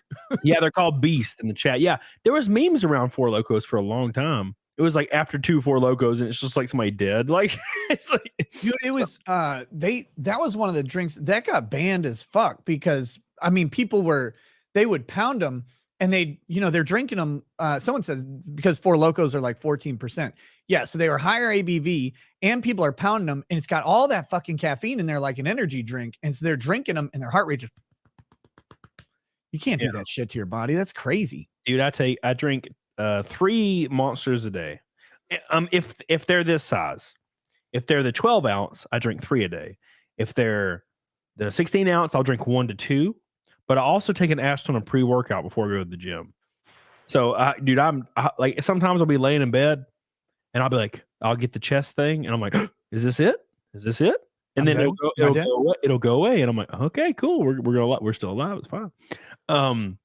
Yeah. So, but I took like a week off drinking Monsters kind of recently. Slanging nanners. Rackets needs a matching Freddie Mercury stash so you two can touch tips. I bet you got a very strong mustache too. You could probably get a dude. I got to pull up my old. I got a picture for you. Give me a minute. I'll pull it up. I want to see it. Do you ever do this thing I do? So sometimes, and I did it to you the other day too. You ever go back and look at a video from like 2019 or 2018? No. And you're like, why do I look like I'm 22? Yeah. And you're like, damn, I am old as hell now. I thought somebody just joined. It freaked me out just now. No, I was like, look at this shit. Damn. Yeah. That looks photoshopped. That was not Photoshop, man. I just let it grow. I had the full beard, and I was just like, I'm going to shave everything except this. I think I did it for like a specific day or week or something like that. Maybe a video or something like that. And I shaved everything except that mustache. And it was like, holy fuck. I could fucking polish a bowling alley with this shit. I think when you can rock it, you got to rock it. Like, because I see some dudes with mustaches, and I'm like, no, you need to remove that, My problem with it is the reason I don't, and why I try to always keep mine above my lip. 2 reasons. One, Lady Raggets doesn't like getting kissed too much with a long mustache because it starts to prickle a little bit on the face. And then 2, I will reflexively, my lower jaw will kick forward and my lip will grab the mustache and like pull it into my mouth, like just for whatever reason, because it's like there and it triggers something. And then I'll start to get fucking jaw cramps because my jaw is constantly kicking forward to do that. So I don't do that mainly because of that shit. I take like a buzzer, like clippers, and I turn them sideways, and I do like a U shape, and I put them right above my lips so I don't I don't get them in my mouth. I hate that shit. My soul patch, when I grow a beard, my soul patch like gets really long. Yeah. And I'll notice I'll be driving or racing. I was racing last Saturday, and it was like it was like real stressful. I hit the wall. It was great. And I was going, and when I get into that mindset, I'm like fidgeting with my face as I'm racing. And I pull like my soul patch hairs because my beard was like down to here the other day. Yeah. And I pull my soul patch, all my hairs into my mouth, and I'm like hitting them with my tongue as I'm racing. It's weird. And I'm like, I need to shave this shit right now. Yeah. Because I just don't like it as much as I like it at first, but after like a couple weeks, I'm like, I'm done with this. Vinny the D says, got to do a beer mile, shotgun a beer at the start of every 4th mile shotgun. Dude, LA Beast did that. I can't. First of all, I hate beer in general. I would throw up so hard, man. Dude, they would do that at baseball games where they have people like pound a 20-ounce beer, and then they have to run down to a thing, pound another 20-ounce beer, run back, and then they got the baseball bat, and they have to like put their fucking forehead on it and spin around like 5-10 times, and then run back down and pound another beer. And by the end, they're just like flopping all over the place and vomiting. It's disgusting. No, thank you. No, thank you. I can't do that. Omar, I love you. I will try that. I appreciate you. Listen here, Billy Hatcher in the chat. Goddamn. He's like, Mr. Super Chat like 8 times. Listen here, motherfucker. I love you. I'm sorry I missed your goddamn super chat. Says Cody looks like Dr. Eggman from the Sonic movie. I appreciate that. Thank you so much. We're halfway to Fight Milk Boys. Real quick, I'm gonna go ahead and give Shani her surprise. I was waiting to see if she dropped something so I could like spam it, but I'll just play it once. I hope I know what it is. I don't know if you do. It might be too inside jokey, but here you go. Something blue? Blue. Wait. I don't know, man. Okay, I might be thinking of something else. Go for it. Like balls? Okay, here we go. Ready? You ready, Shani? Hope you're listening. There you go. That's what you get. There it is. There you go. That's all it was. She'll understand. She'll understand. Oh my God, dude. So, are you what in Tampa like soon? Are you going to Tampa? Dude, I'm going to the Tampa area, but not I don't think for the thing that you're talking about, that Tampa convention. That's like right before Matsuri. That's like the week before Matsuri. Is it? I thought it was like, yeah, it is actually. Wait, no, I thought it was early June or something. I can't remember, man. I'm not going to Tampa in early June. No, I'm going to Tampa because my parents are down in that area. So I'm going to shoot down there a little bit before Matsuri, beginning of August, bringing the whole family. And then my parents are hanging out with the kids. Lady Rackets and I are shooting to Matsuri, and we're going back with the kids. We're going to hit like Legoland and have a good time there with the kids and stuff, a full family trip. So that'll be cool. And then we're all going to fucking Texas for a family reunion. I got to drive. So I'm driving to Florida, flying to Houston, flying back to Florida, getting in the car, driving to fucking Corpus Christi, Texas, which makes me want to eat a fucking bullet because I hate going to Corpus Christi. And then driving back to Minnesota. So August is going to be busy as shit for me. But I'll be so stressful. Yeah, I'll be down in Tampa around the Matsuri dates, but I don't think I'll be down there for any conventions. If you're talking about a convention, I think because there's a convention down there too, right? There's there's like a Tampa Comic-Con, and it's like soon because I think it was Phil Diaz. He told me about it, and I feel like I was like, oh, dude, that's like a couple weeks. Tampa Bay comic. Well, no, it's July 28th. Is that right? Damn. No, it's right. It's the week. It's like the weekend before. Because I know some people are talking about going there, and they're like, "Are you going to go?" It's like, dude, I can't. Yeah, I can't do that. I would love to. If I could, I'd shoot down there, but I don't think I can. Yeah. I'm doing Matsuri, and I might do Southeast Game Exchange if they invite me, but I just don't. I don't know. I don't know if I do. So I think it was last July was Matsuri. Was it August or last July? I don't remember, but dude, every weekend I had a race, and then I had a con, and then I had a race, and then I had a con. I was gone for an entire month, and I was like, I could not. Like, I think my revenue on YouTube was like a third of what it usually is, and I was like, oh god damn, can't even pay my mortgage. Like, yeah, it's fucking tough, man. That's the downside of when you're streaming based, right? Like they're the people who do short videos and do those really well, like quartering or whatever. They clean fucking house on ads, and their videos get, because of the way YouTube's algorithm works, it keeps serving these short videos to people for a long time, and so that they generate a lot of revenue even after the video releases because of the big library that they have and the way the algorithm distributes it. So, you know, even if you get a bunch of videos, if you have like 1,000 videos that are generating $1 a day, I mean, that ends up being quite a bit of money, even though it's not very many plays per video.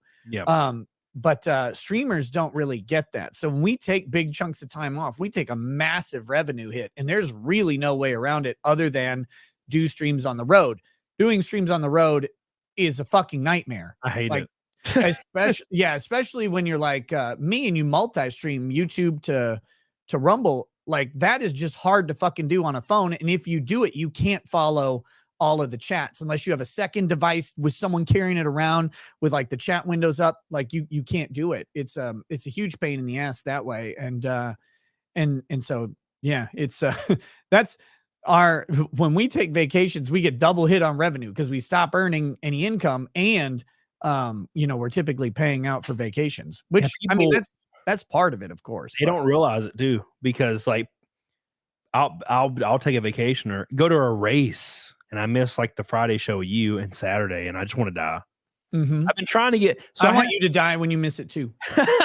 I have a new GoPro I bought because my last one bricked, and you can stream from it. And I was like, man, I could do like a CAMELCAST race cast, and I could just stream like 4 hours. And it starts the very first race, and then I get out and I just have it on my helmet, and then I talk to it, and I can have like another phone for chat, and I can look at it. But man, there's no service in these areas, and you have to do it from a mobile hotspot, and it's just brutal because every single track is in like podunk ass. So it's just frustrating to just miss out on all that, because then you're like worried, because you know how YouTube is. If you open your YouTube app, it's like the end of the world. It's like, oh, you're down 80%, kill yourself. You're like, oh, thanks YouTube, appreciate that. It's like, you get one of those channel review emails like, by the way, you didn't make as much revenue as last month. It's like, thanks, fucker, I know. Like, believe me, I checked. It's like, dude, it's like when you die on a video game, and it's like, you sure you don't want to play on easy? And I'm like, hey, fuck you, man, I died. YouTube does that shit. They'll be like, we noticed, you know, your channel performance. Here's some tips to increase revenue. I'm like, you bitches. You bitches. You just gonna say that right to my damn face? Damn, son. Marla, thank you, by the way. Gary was right about the D&D movie. Woke as hell. All the males that weren't bad guys were effeminate as hell. That's how it is, man. They can't make a movie like that. There's like an unwritten rule, right? That men cannot save women in movies, and they got to be effeminate and annoying. Splice videos and create content from live streams. I already do that, Brian Stevens. I have 3 videos per day, actually, on my alt channel. So just... And a commentary on that. Again, this is how YouTube's distribution works. That's the problem. Like, you can create short content from live streams, and it just does not get the play. Like, if you keep your live streams up, the short content does not get the play that your live content does, because YouTube looks for it's a binary test. YouTube is not gender non-binary, baby. If you are predominantly a streamer, they serve the streaming content to the people who watch streams. They don't serve the video on demand content. Now, if you focus on video on demand content, it's great, and you can kick that shit up, but then your streaming content will suffer and you'll get less live viewers. A best way to do it is to have a dedicated channel, but then you got to build that thing up or get blessed by the algorithm. And a lot of times when people see that it's a clip from something they already watched, your core audience, they don't want to sit around and watch it again, which, unless it was like some super awesome rant that people missed, but you're literally dividing out a chunk of your core audience that watches the live streams because they watch the live stream and they see that content and they're like, well, I already saw that. And that makes sense. I don't watch shit twice most of the time either. So it's not a criticism of people in any way, but it's just how YouTube's system works, that there is no way that you can really keep up with it because of the algorithm. You have to kind of dedicate one way or another. And I did this back in 2020 during the election and after the election. I switched to these really short videos, and I was pumping them out, man. It was like 4 or 5 short videos a day, and my live stream numbers started to suffer quite a bit. But the revenue from those short videos was great, but it was soul crushing to make them because it was like 3-minute content. It was very vapid. It was all about the election. It wasn't sustainable because you can only talk about that for like a month or two. And it's like, man, it boosted subscribers. It boosted engagement for a while, but it really fell off the moment I switched back to live streams because people who watch 2 and 5-minute videos don't want to watch a 3-hour live stream. Go figure. Yeah. So I have 3 to 4 videos that go up daily on my alt channel called Camelot Live, and 1 out of every 10 like does well.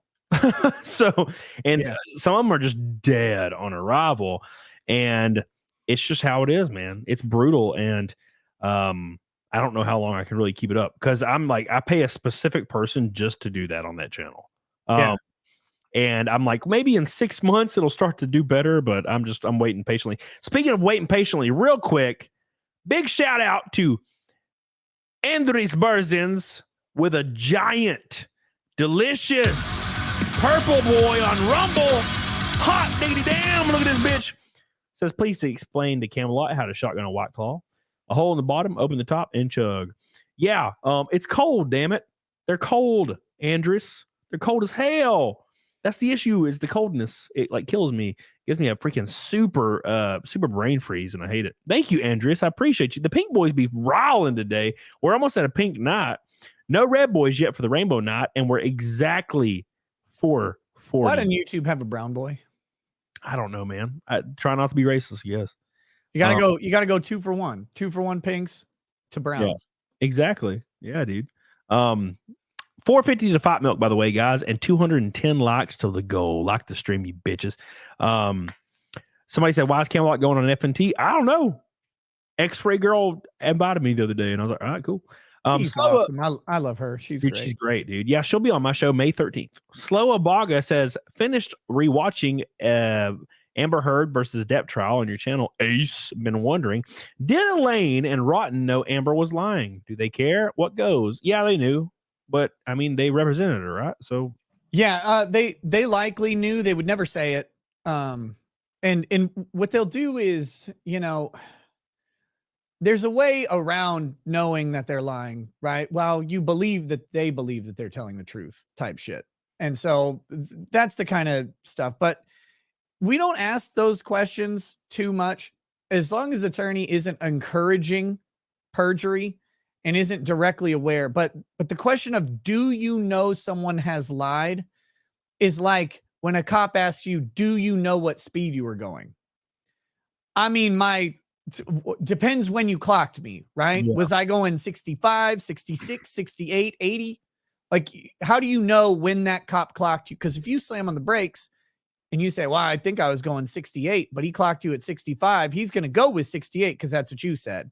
And so do you know when someone's lying? I mean, maybe they're just wrong. Maybe they're mistaken. Maybe they're misremembering. And the trick for a lot of attorneys do is just not to, you know, bother knowing the true answer. Because you're more concerned with what your client's perception is around that answer. Now, I told all my clients, I'm like, dude, if there is something you fucked up on, I need to know. Like, you need to tell me. We're not going to go into this. And if they wanted someone else, like if they wanted someone to cover for them or like do something, I would happily recommend them to someone else. But I was not going to stand before a judge and be like, this is what my client says and have it be not true. Like that, no fucking way. And I said, don't you dare make me look like an asshole, because if my jaw falls down when the prosecutor says something to me, your ass is going to jail, not because like I did something wrong, but because you let them surprise me. So tell me all the bad shit. We'll work around it and strategize it. But you you should be counseling to avoid perjury, but you can't perfectly counsel avoiding perjury on some clients, because Amber Heard seems to be a catastrophically chronic liar. And how do you get a liar to not lie? Like, you can say you can't lie and they'll go, okay. Yeah. But if they're a chronic liar, they're just going to do it. Yep. Oh, by the way, if you haven't seen it, I did drop a I don't do this too often, but I dropped a normal video on demand video on YouTube the other day, just like 6 minutes. And it's me and the Mustang. Oh, complaining about gun control. And I did see it. Yeah, I saw the thumbnail for it, and you're sitting in a car. Yeah, you should go watch the last 2 minutes, because that's when, I mean, the speedometer is not on screen. I was going exactly the speed limit. Exactly. Kyle King says, read my first chat. It's too far up for me to pull on screen, but you said, I'm the guy with tats who squeezed your boob at Nick's show. Today I got a job offer with a $45K a year raise. Hell yeah. That's awesome. On cloud 9. Then my dad called me and told me he has cancer. The day has been weird. Jesus. Sorry to hear that, man. I'm glad you got the kick-ass job, but that freaking sucks, man. Hopefully it's a very minor and, treatable. Thank you, by the way. Halo Millennium says the algorithm is something I'll never understand. I'm lucky I got monetized. Dude, I tell you what, man, same. John Naxos tonight. Thank you, man. It's my 2 favorite figs. Appreciate you, dude. Mario Trujillo says, hell, I have a 40-something couple ask for anime recommendations that they can watch with their kids. This was a Midwest bar. Couple said they can't trust Disney anymore. Of course they can't. Times are changing fast. And speaking of times changing fast, Jessica Reloaded. Damn! Are you kidding me? This stream just became a protected class, baby. Here's your red boy gay. Thank you so much, Jessica Reloaded. You're more than welcome to take a seat in my face. I'm very, very grateful for you. It is a rainbow night. We are officially exactly 290 from Fight Milk. 290. Damn, already. We are closing it up here in about 35 minutes so Nick can start his show. I saw your chat. Get the hell on it, Jessica Reloaded. I love you. I appreciate you. You're beautiful. I love you, Jawline. You're great. And speaking of I love you, Jawline, Renee Villarreal with a red boy. Oh my God. Can you believe the support from these bitches? I can't believe it. The grift fucking is strong. Fantastic. The grift is strong tonight. It's because Nick's here. Renee Villarreal says, missed Eagle stream, so take my money, race car, man. Thank you, man. I'm needed. That's for damn sure. Blue and engine. Pretty crazy. Thank you. I appreciate that. You're goated as hell. Love you. Thank you. 2 red boys. And we're closing in on the milk. Thank you. Oh my gosh. Damn, I forgot what we were talking about. Shit, what were we talking about?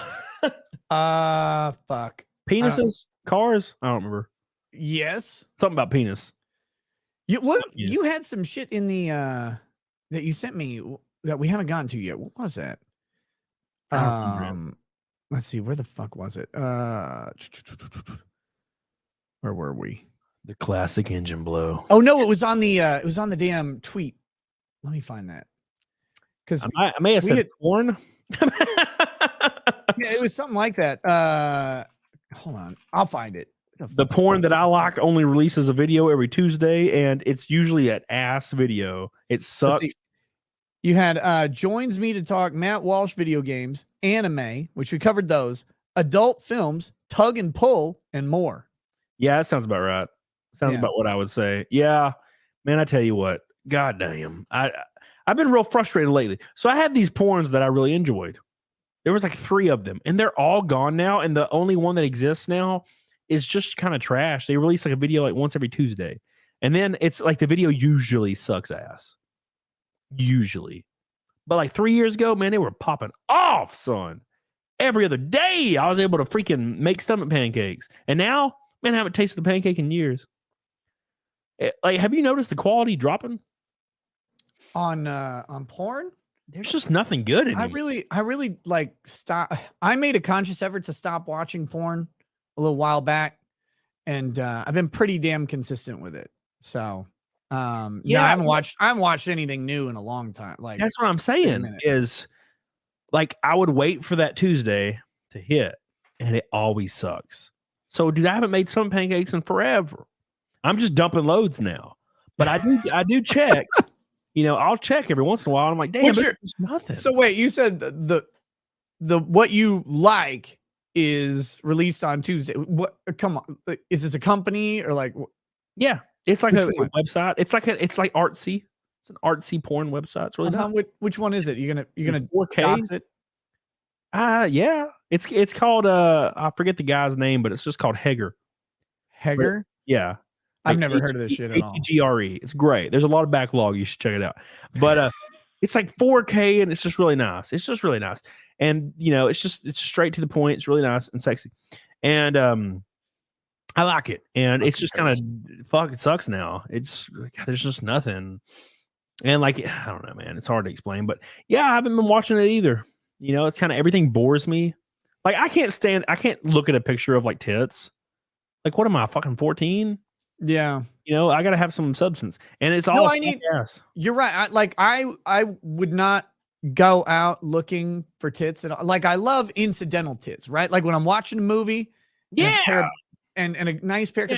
So we watched on Twitch the other night, watched Fast Times at Ridgemont High, which has the most paused scene in movie history, right? When Phoebe Cates comes out of the water, takes off her the music. Yeah. Yeah, no, and it's fan-fucking-tastic. So we watched that the other night, and like that's great. But like I would never go search for that picture unless it was like in context of like, oh, hey, have you seen the most paused scene in movie history? Yeah. So I get it, man. It's there's something. I think it's just getting older. Like you're finally growing up, Cody. Yeah, it's just growing up. Like, and look, I'm like hooking up with chicks and stuff, but God, it's just every now and then I want to light a few candles and set up my computer and just like just dive in. Play, take my breath away from Top Gun. Watching in slow motion. That's what it's like. You can't tell me, like, dude. I'll never forget this shit too. I had these two girls. One girl that I knew real well, and then another girl was one of her friends, and we were all drinking, and like they were snuggling up with me in bed. One of them was rubbing my pee-pee, and I knew like some shit was going to go down, but there was a thought in my mind, and I was like, man, I'd rather just sit down and like watch like some good shit and just you weren't in for a full body workout.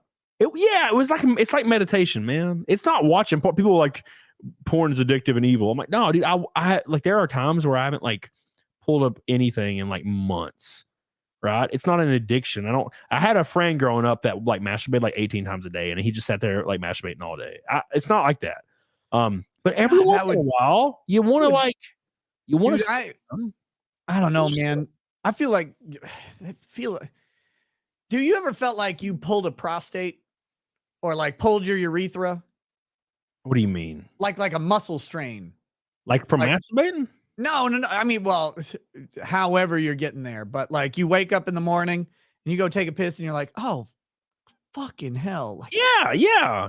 I thought you meant like during. Yeah, I've like taken a piss before and it felt like I pissed like out like my pisser and it like somehow came out or broke and it like hurts. Yeah. It's like if you were jerking off 18 times a day, like I don't know, I can't countenance that shit. That would fucking God. Dude, I got over it. Like, I mean, I experimented, I did the toothpaste, I did the shoestring tied around my ball sack. I mean, I've done all the things.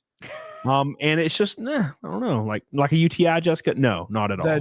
The toothpaste? No. So like a UTI or whatever feels like razor blades going through your penis. Yeah. No, this feels like a pulled muscle that runs from the bottom of your stomach to the end of your dick. Exactly. Yeah, 100%. And it's not like dying painful. It's just really unpleasant. It feels like a string. There's like a string connected and it's like fucking pulling. It's weird. Right. Yeah, it's an awkward feel. Like, look, it usually means you had a good night. Right? Yeah. It usually means that things are great, but that next morning you're like, oh shit. Yeah. So one of those nights I was in Vegas. I don't know what the toothpaste is, but I'll let you. It's an old tactic. So, it was one of those things where when you're a kid, you're like, this is the exact consistency of a vagina, and then you realize it's not. Yeah, so that can't be true at all. One of those nights I was in Vegas, I had a wild night, and I woke up and I went to piss, and like for the first time in forever, I like pissed like to the left and it hit the wall. It's been a fucking scene in Me, Myself, and Irene, the most honest scene in movie history. It's been a long time since that happened. I was like, oh my God. When he grabs the picture to like deflect it back in the toilet, I fucking died. That was one of the funniest things I've ever seen. It happens. Johan Naxos, that engine wasn't all you blew. That's what Racky's told me. Thank you, Johan. I appreciate you. And speaking of blowing, Eric, I think it's Liniger, says, swallow my milk. A $200 super chat. He's the GOAT today. Oh shit. God. We're $10 from Pop Milk. Thank you so much, Eric. You maniac of a man. I love you. I appreciate you. Swift kiss to your huge penis. Thank you. Thank you. That's the biggest super chat we've had in a long ass time. Mighty Healthy. By the way, it is called BFG Division. The song is. Speaking of BFG Division, Eric, you are the GOAT tonight. I really appreciate that. No one has super chat, by the way. Jokes aside, that is insane support, and I really appreciate that. Speaking of appreciating things, Master Lions, it doesn't stop. It keeps going. It never stops.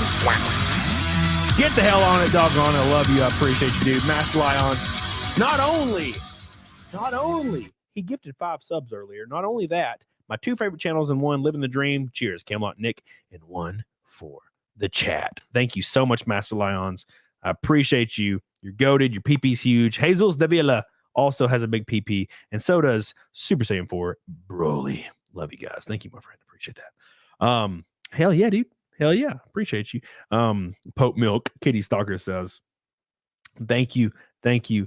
Thank you. It's gotta be close. It's gotta be close. It's close. It's like $4 away. Yeah. So did you so you didn't try anything crazy when you were a kid? Look, I was like a kissless virgin until I was almost an adult.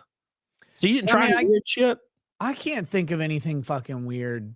It's always just been fine, right? Like the old self-service has always just been good enough for me. Everything else gets too complicated.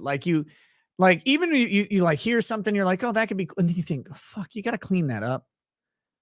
Like, that's a mess. I don't know. So no, I mean, for me, it's always just been sufficient. And then, of course, when marriage is not a panacea, right? But you go through times of plenty, times of trouble. Everybody does, but it's that's been plenty of variety for me. Dude, I was 16 when I technically lost my virginity, and it was not fun. And then I was 18, and before I actually had a sexual relationship with a girl that was like every day. And man, I was like, dude, I was trying all kinds of shit. The shoestring method, you just take a shoestring, you tie it around the base of your balls, and you just tie it tight. And that's when you could just buy a cock ring. You could, but I was a kid. So I get the shoestring, and then you grab the shoestring right here, and you have it right here. What with your left hand, probably with mine.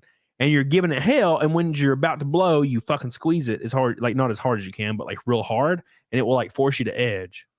Oh, okay, yeah. At the end of it, you can shoot, it'll hit your ceiling. Yeah. Okay, I've not done it, but I'm familiar with the concept. If you ever wanted to shoot, you could get across the room from Lady Rackets 10 feet away. You can put little targets on her and shit. Oh my Pretty god. Cool. So it's a fun game you can play with your loved one. The Grumps, Fat Milk, he says. Thank you, Grumps. Appreciate you. Johan Naxos, we're doing it live. Fuck it. Did you see where they were trying to make Tucker Carlson look bad because he said that shit? And he was obviously making an old reference to Bill O'Reilly. And he was like, we're doing it live. Fuck it. And they're like, he's such an asshole. Look how mean he is. And I'm like, that's literally, and he was laughing. It's a joke. It's a fallback. Bill O'Reilly was actually angry when he did that shit. And it was funny when he did it. No one cares. Yeah, it was hilarious. Dude, anybody who thinks these broadcasters are all, I don't know how people get this in their mind. Because they'll come after, I'm sure our conversation tonight, people have a fucking conniption about it, right? I can't believe they talk about this. Oh, fuck off. Who cares, right? You're just people. You're just talking, and everything's fine. Streamers are just people. The thing about streamers is we tend to be on all the time. Talk show hosts and late night show hosts and stuff like that. They do get the benefit of, even in real time editing, they'll have a 40 or 80 second delay and someone can clip something really bad. But when you see those news bloopers, I saw one the other day with some newscaster, and he's on the thing. He's like, I don't care if she's 20. I'll ask her out. Like, I'll probably go fuck her right in the pussy. Just like that. And it cuts back to the woman in the studio. And she's like, we're really sorry about that editing error. And it's like, but you know, that's just a real guy. Like, that's just a dude. He's just making a joke. He didn't think he was on camera or whatever. But like, if people are like, I can't believe he talks like that. It's like you tell uncouth shit too. Maybe not the same exact thing, but there's something that you say in private company that you wouldn't say in public company. That dude just thought he was in private company. It's a fucking joke. Calm down. It's, you know, it's frustrating to me because you see this format to where these people are in business, they're in suits and they're doing all this shit. And they're being all formal, and no one is actually like that. Like, no one is. Like, behind closed doors, no one is like that. Like, you can show me a pastor that is like really conservative, and he's still like hitting his wife from behind in their bedroom, and she's like, "Fuck me in the ass," and he's like, "Yeah, baby, I'm coming." Like, it's still happening. Like, they're just normal ass people, and I feel like that's where the failure of like maybe, you know, mainstream media is coming in, and the failure of everything. You saw that. You know, all the daily shows and night shows are now done for the foreseeable future just because of the writer's strike. No one cares because you're tired of the format of the guy in the suit and tie, like saying politically correct shit. No one cares. And that should embarrass everybody, by the way, that the talk show with all the famous talk show people, right? Like, well, James Corden's show got canceled because no one fucking watched it, but James Corden, who's Jimmy Kimmel. Yeah, Jimmy Kimmel, you got that fucker. Yeah, Stephen Colbert. All these guys. It's like, well, our writers are on strike, so we can't do our show. It's like, oh wait, I thought you were the funny one. No, you weren't. That was one of the worst moments for me. Was realizing that all the funny people on TV had a fucking team behind them writing their one-liners and zingers, and it's like, wait, so you've got a whole shitload of people and you're still only moderately funny? Like, you hired like 18 Jews and they could only come up with 2 solid jokes for the entire fucking show. Like, why don't you hire better Jews? Like, get a train or something and collect them and bring them into the office until they write a banger of a joke. I don't know. Give them a shower. Like, do that. They've got nothing.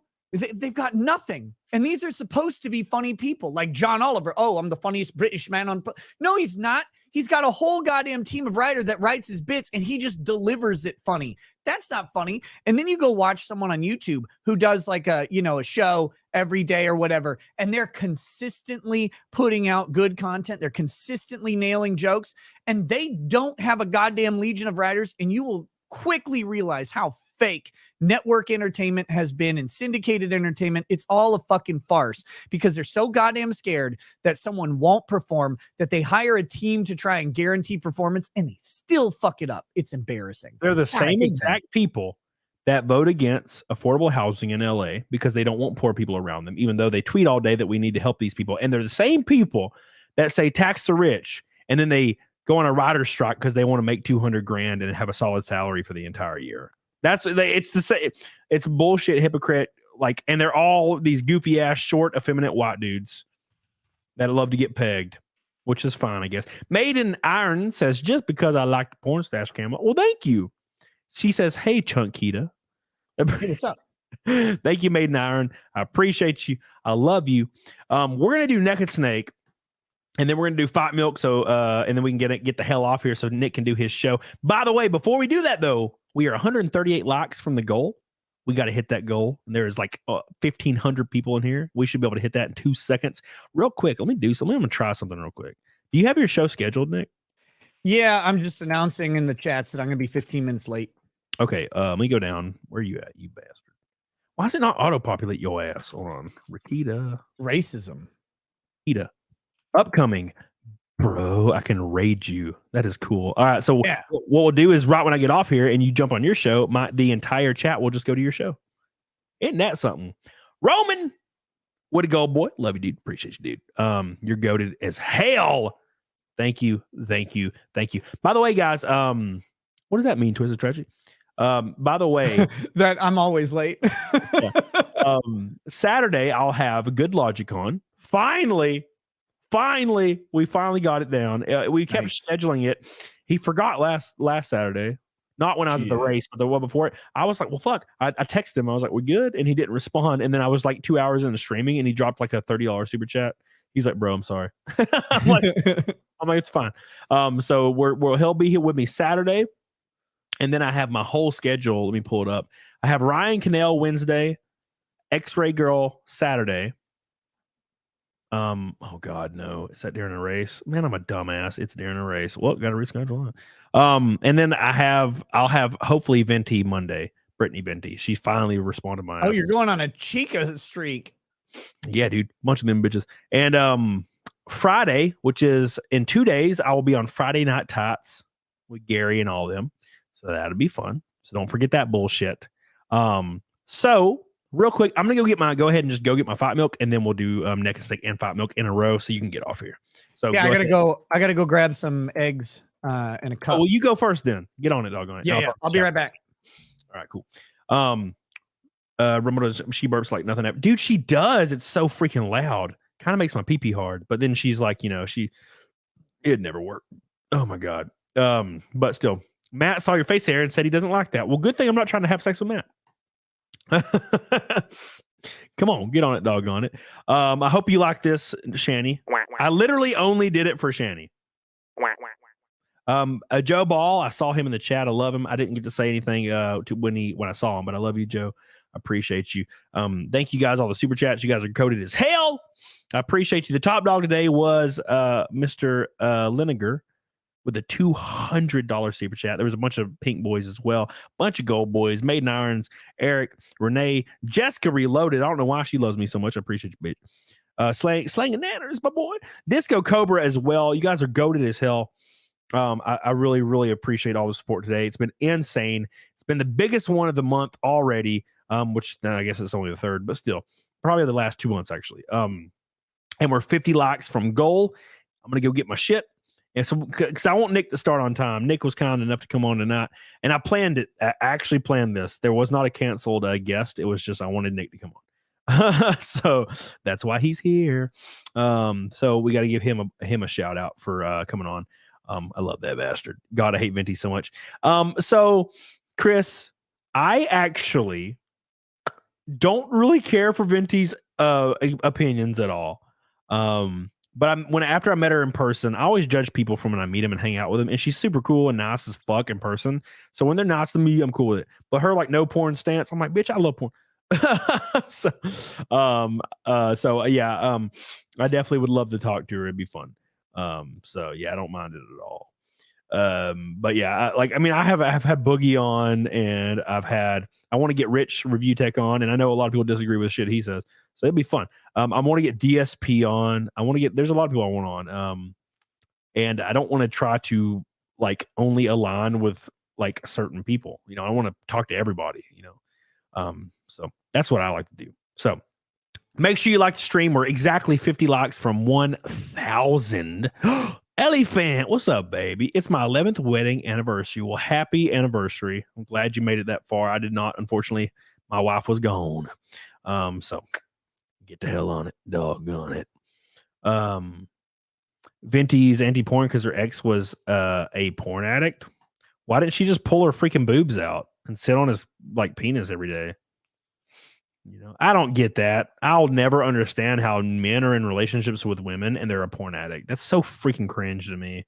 God damn it, so cringe. Look, I get it. I like porn. Every once in a while, I'll pop up something. Like I said, it's like once a month. I'll be like, yeah, fuck it, dude, let's get this, light some candles, listen to some typo negative, and beat my penis. But like, I don't get that. That's weird. Like, if you have a girl that's like dripping beside you, I'm about to dump loads. That's weird. I don't know. But hey, it's life. It's life, dude. It's how it is. She attacks VTubers for no reason.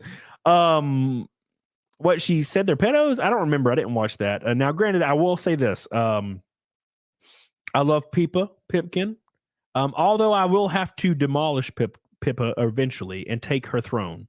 I do love Pippa. And I hope Pippa comes on my show eventually. I talked to her in chat in DMs the other day. So if I can get Pippa on, that'll be a fun stream.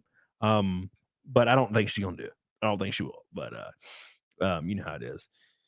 Let's see. Jimmy Cobb says, you know why? It's usually because a girl's behavior is so busted that it makes her unattractive.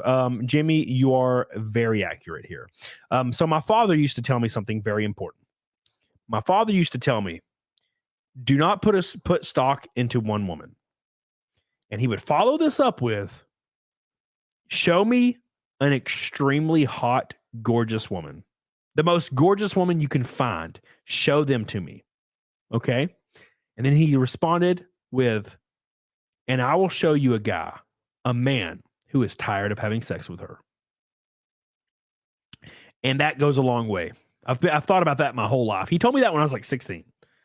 And I know what you're thinking. People tell me, oh, so your dad's single? No, my dad's been married for 38 years.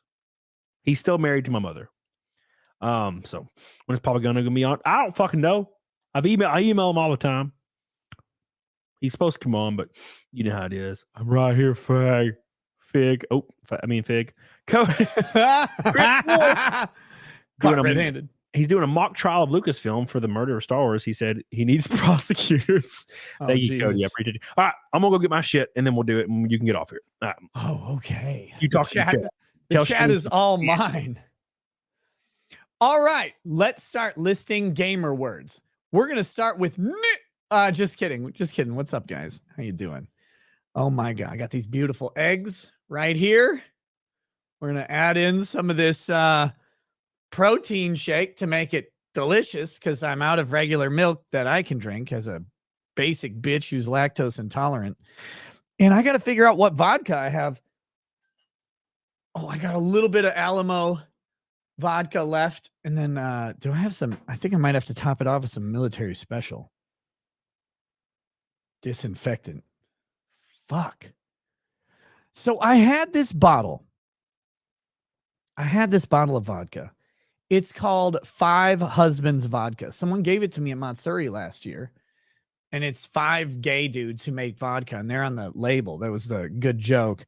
5 gay dudes who made this vodka. And I don't remember opening the damn bottle. And I cannot find it. I think someone stole it from me. I have no idea where the fuck it went. But it's really annoying. I don't keep vodka around. I don't really drink it. But I have a little bit of this. Alamo sent me this vodka, which is, it's been pretty good. Whew. The Slagless says, so are you doing what Mersh is doing and buying view bots to increase numbers on Rumble? You got up to 1 million on a stream. No. First of all, I don't know anything about that. 2, I would never spend money to increase views. That doesn't make any fucking sense to me at all. If my stream does well or doesn't do well, I'd like to know, because then I have to go, okay, maybe the announcement wasn't good. Maybe I didn't, maybe the topics weren't good, the guest or whatever. I like to have that shit on my own accord, not inflated in any way. So I've no idea what the fuck that is. No mofo Q. I think I do have military special vodka, although it's way down and I didn't drink it either. I think someone's stealing my vodka. Cause yeah, here's my military special, but this stuff is so gross. Oh, Jessica Reloaded. You tried Screwball peanut butter whiskey with your dad and gave it 2 out of 10. That's generous. That shit is disgusting. That is foul as fuck. I hate that drink. Oh my God. So, dude, I just pissed for like 3 minutes solid. It's crazy. So nice. Yeah, dude. I don't know what the hell this is. All right. So today I ran out of watermelon vodka, but we're going to do Malibu. It's probably going to be pretty awful. Okay. I was just complaining because I have a bottle of gay vodka, literally 5 Husbands vodka. And I cannot find, I don't know if maybe I lent it to someone or gave it to someone, but I cannot find it. Or someone lifted it out of my house. There aren't many people who would lift the vodka out of my house. Why would anybody want the vodka? Man, I hate vodka. I don't know. Yeah, I'm not the biggest fan of it. All right. It's that time. By the way, guys, 18 likes away. Let's do this so Nick can get the hell off here. First and foremost, it's Nick and Snake. We're going to chug some milk. And then we're going to raid Nick's show. Get the hell on it, diggity doggone it. It's time, boys. Oh, yeah. Boogie did this with me Monday. Unexpected. It was gross, and I loved it. Hell yeah. All right, boys. Here we go. Thank you, Sally and Locals, by the way. I appreciate you. Thank you so much in the Rumble Rants. I appreciate you, Andres. You crazy bastard. Here we go. It's time again. I'm going to take my heads off and then rip this boy off. What a thrill with darkness and silence through the night. What a thrill.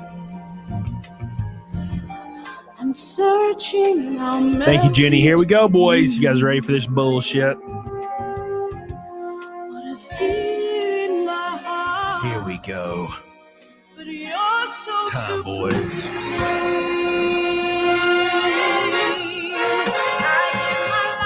Yeah. Oh my God. Snake eater in my time. There be nobody else. I got unholy. Cry. It's the way I fly to you. Yes, meat bun. I'm still in a dream. Snake eater. Nick lost his How do you lose a fucking yarmulke? Oh, there it is. Someday we'll go to the rain. Someday you feed on a tree frog. It's a trial to survive. For the day. Oh my gosh. Nick's looking a little buff. Uh-oh. Hell yeah, dude. It's all the semen. Just imagine in 30 days. Hell yeah. In my time, there be nobody else. Oh my God. Cry.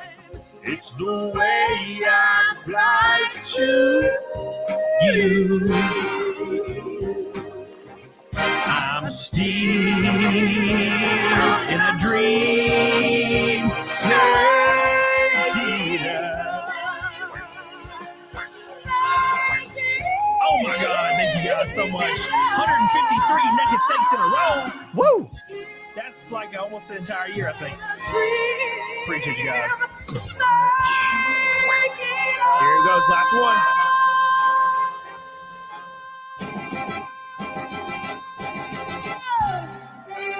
Amazing. We have to get old Pippa to do it with me. Thank you, Aussie Overload. How you doing, man? Appreciate you. Look at them tiny shoulders. Ah, dude, I worked shoulders today, you bitch. He's talking about me, bitch. Oh, okay. Listen. All right, let me pour my milk so you can get off here. Hell yeah. Here we go. Let me tell you about the protocols of the Elders of Zion.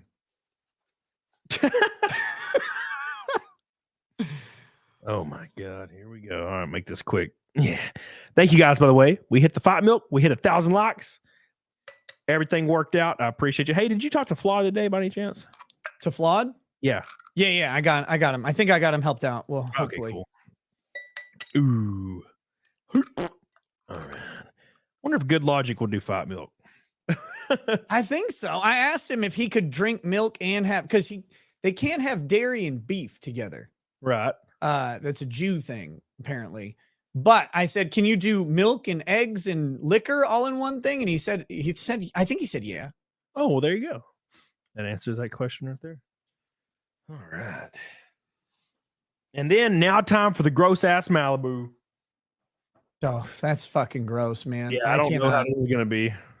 Because it's that spiced rum. Like if it was just straight rum, that's basically just dirty vodka. But spiced rum has that extra kick of shit in it. Kick of shit. All right, boys. Here we go. It's time for some of that fight milk. Dedicated to Mr. Liniger. I think it's Eric Liniger, isn't it? Yes, Eric Liniger with a $200 super chat. This one's for you, my friend. And of course, everybody else, Disco Cobra, Renee Villarreal, Jessica Reloaded. Love you guys so much. You guys are crazy as hell. Here we go. Time for some fight milk. I think Nick's done it with me every stream that he's been on. He brings the fight milk gold. Hell yeah. Hector Sanabria says, what am I watching? You're watching two men. That's what you're watching, my friend. Watching two men suck some milk. Some delicious milk. Oh, yeah. Here we go. That's what I'm thinking. Nervous wreck. Always fucking foul. I got less than you. You're still going to win. Oh, well, hell yeah. Get the hell on, dog on it. Let's go.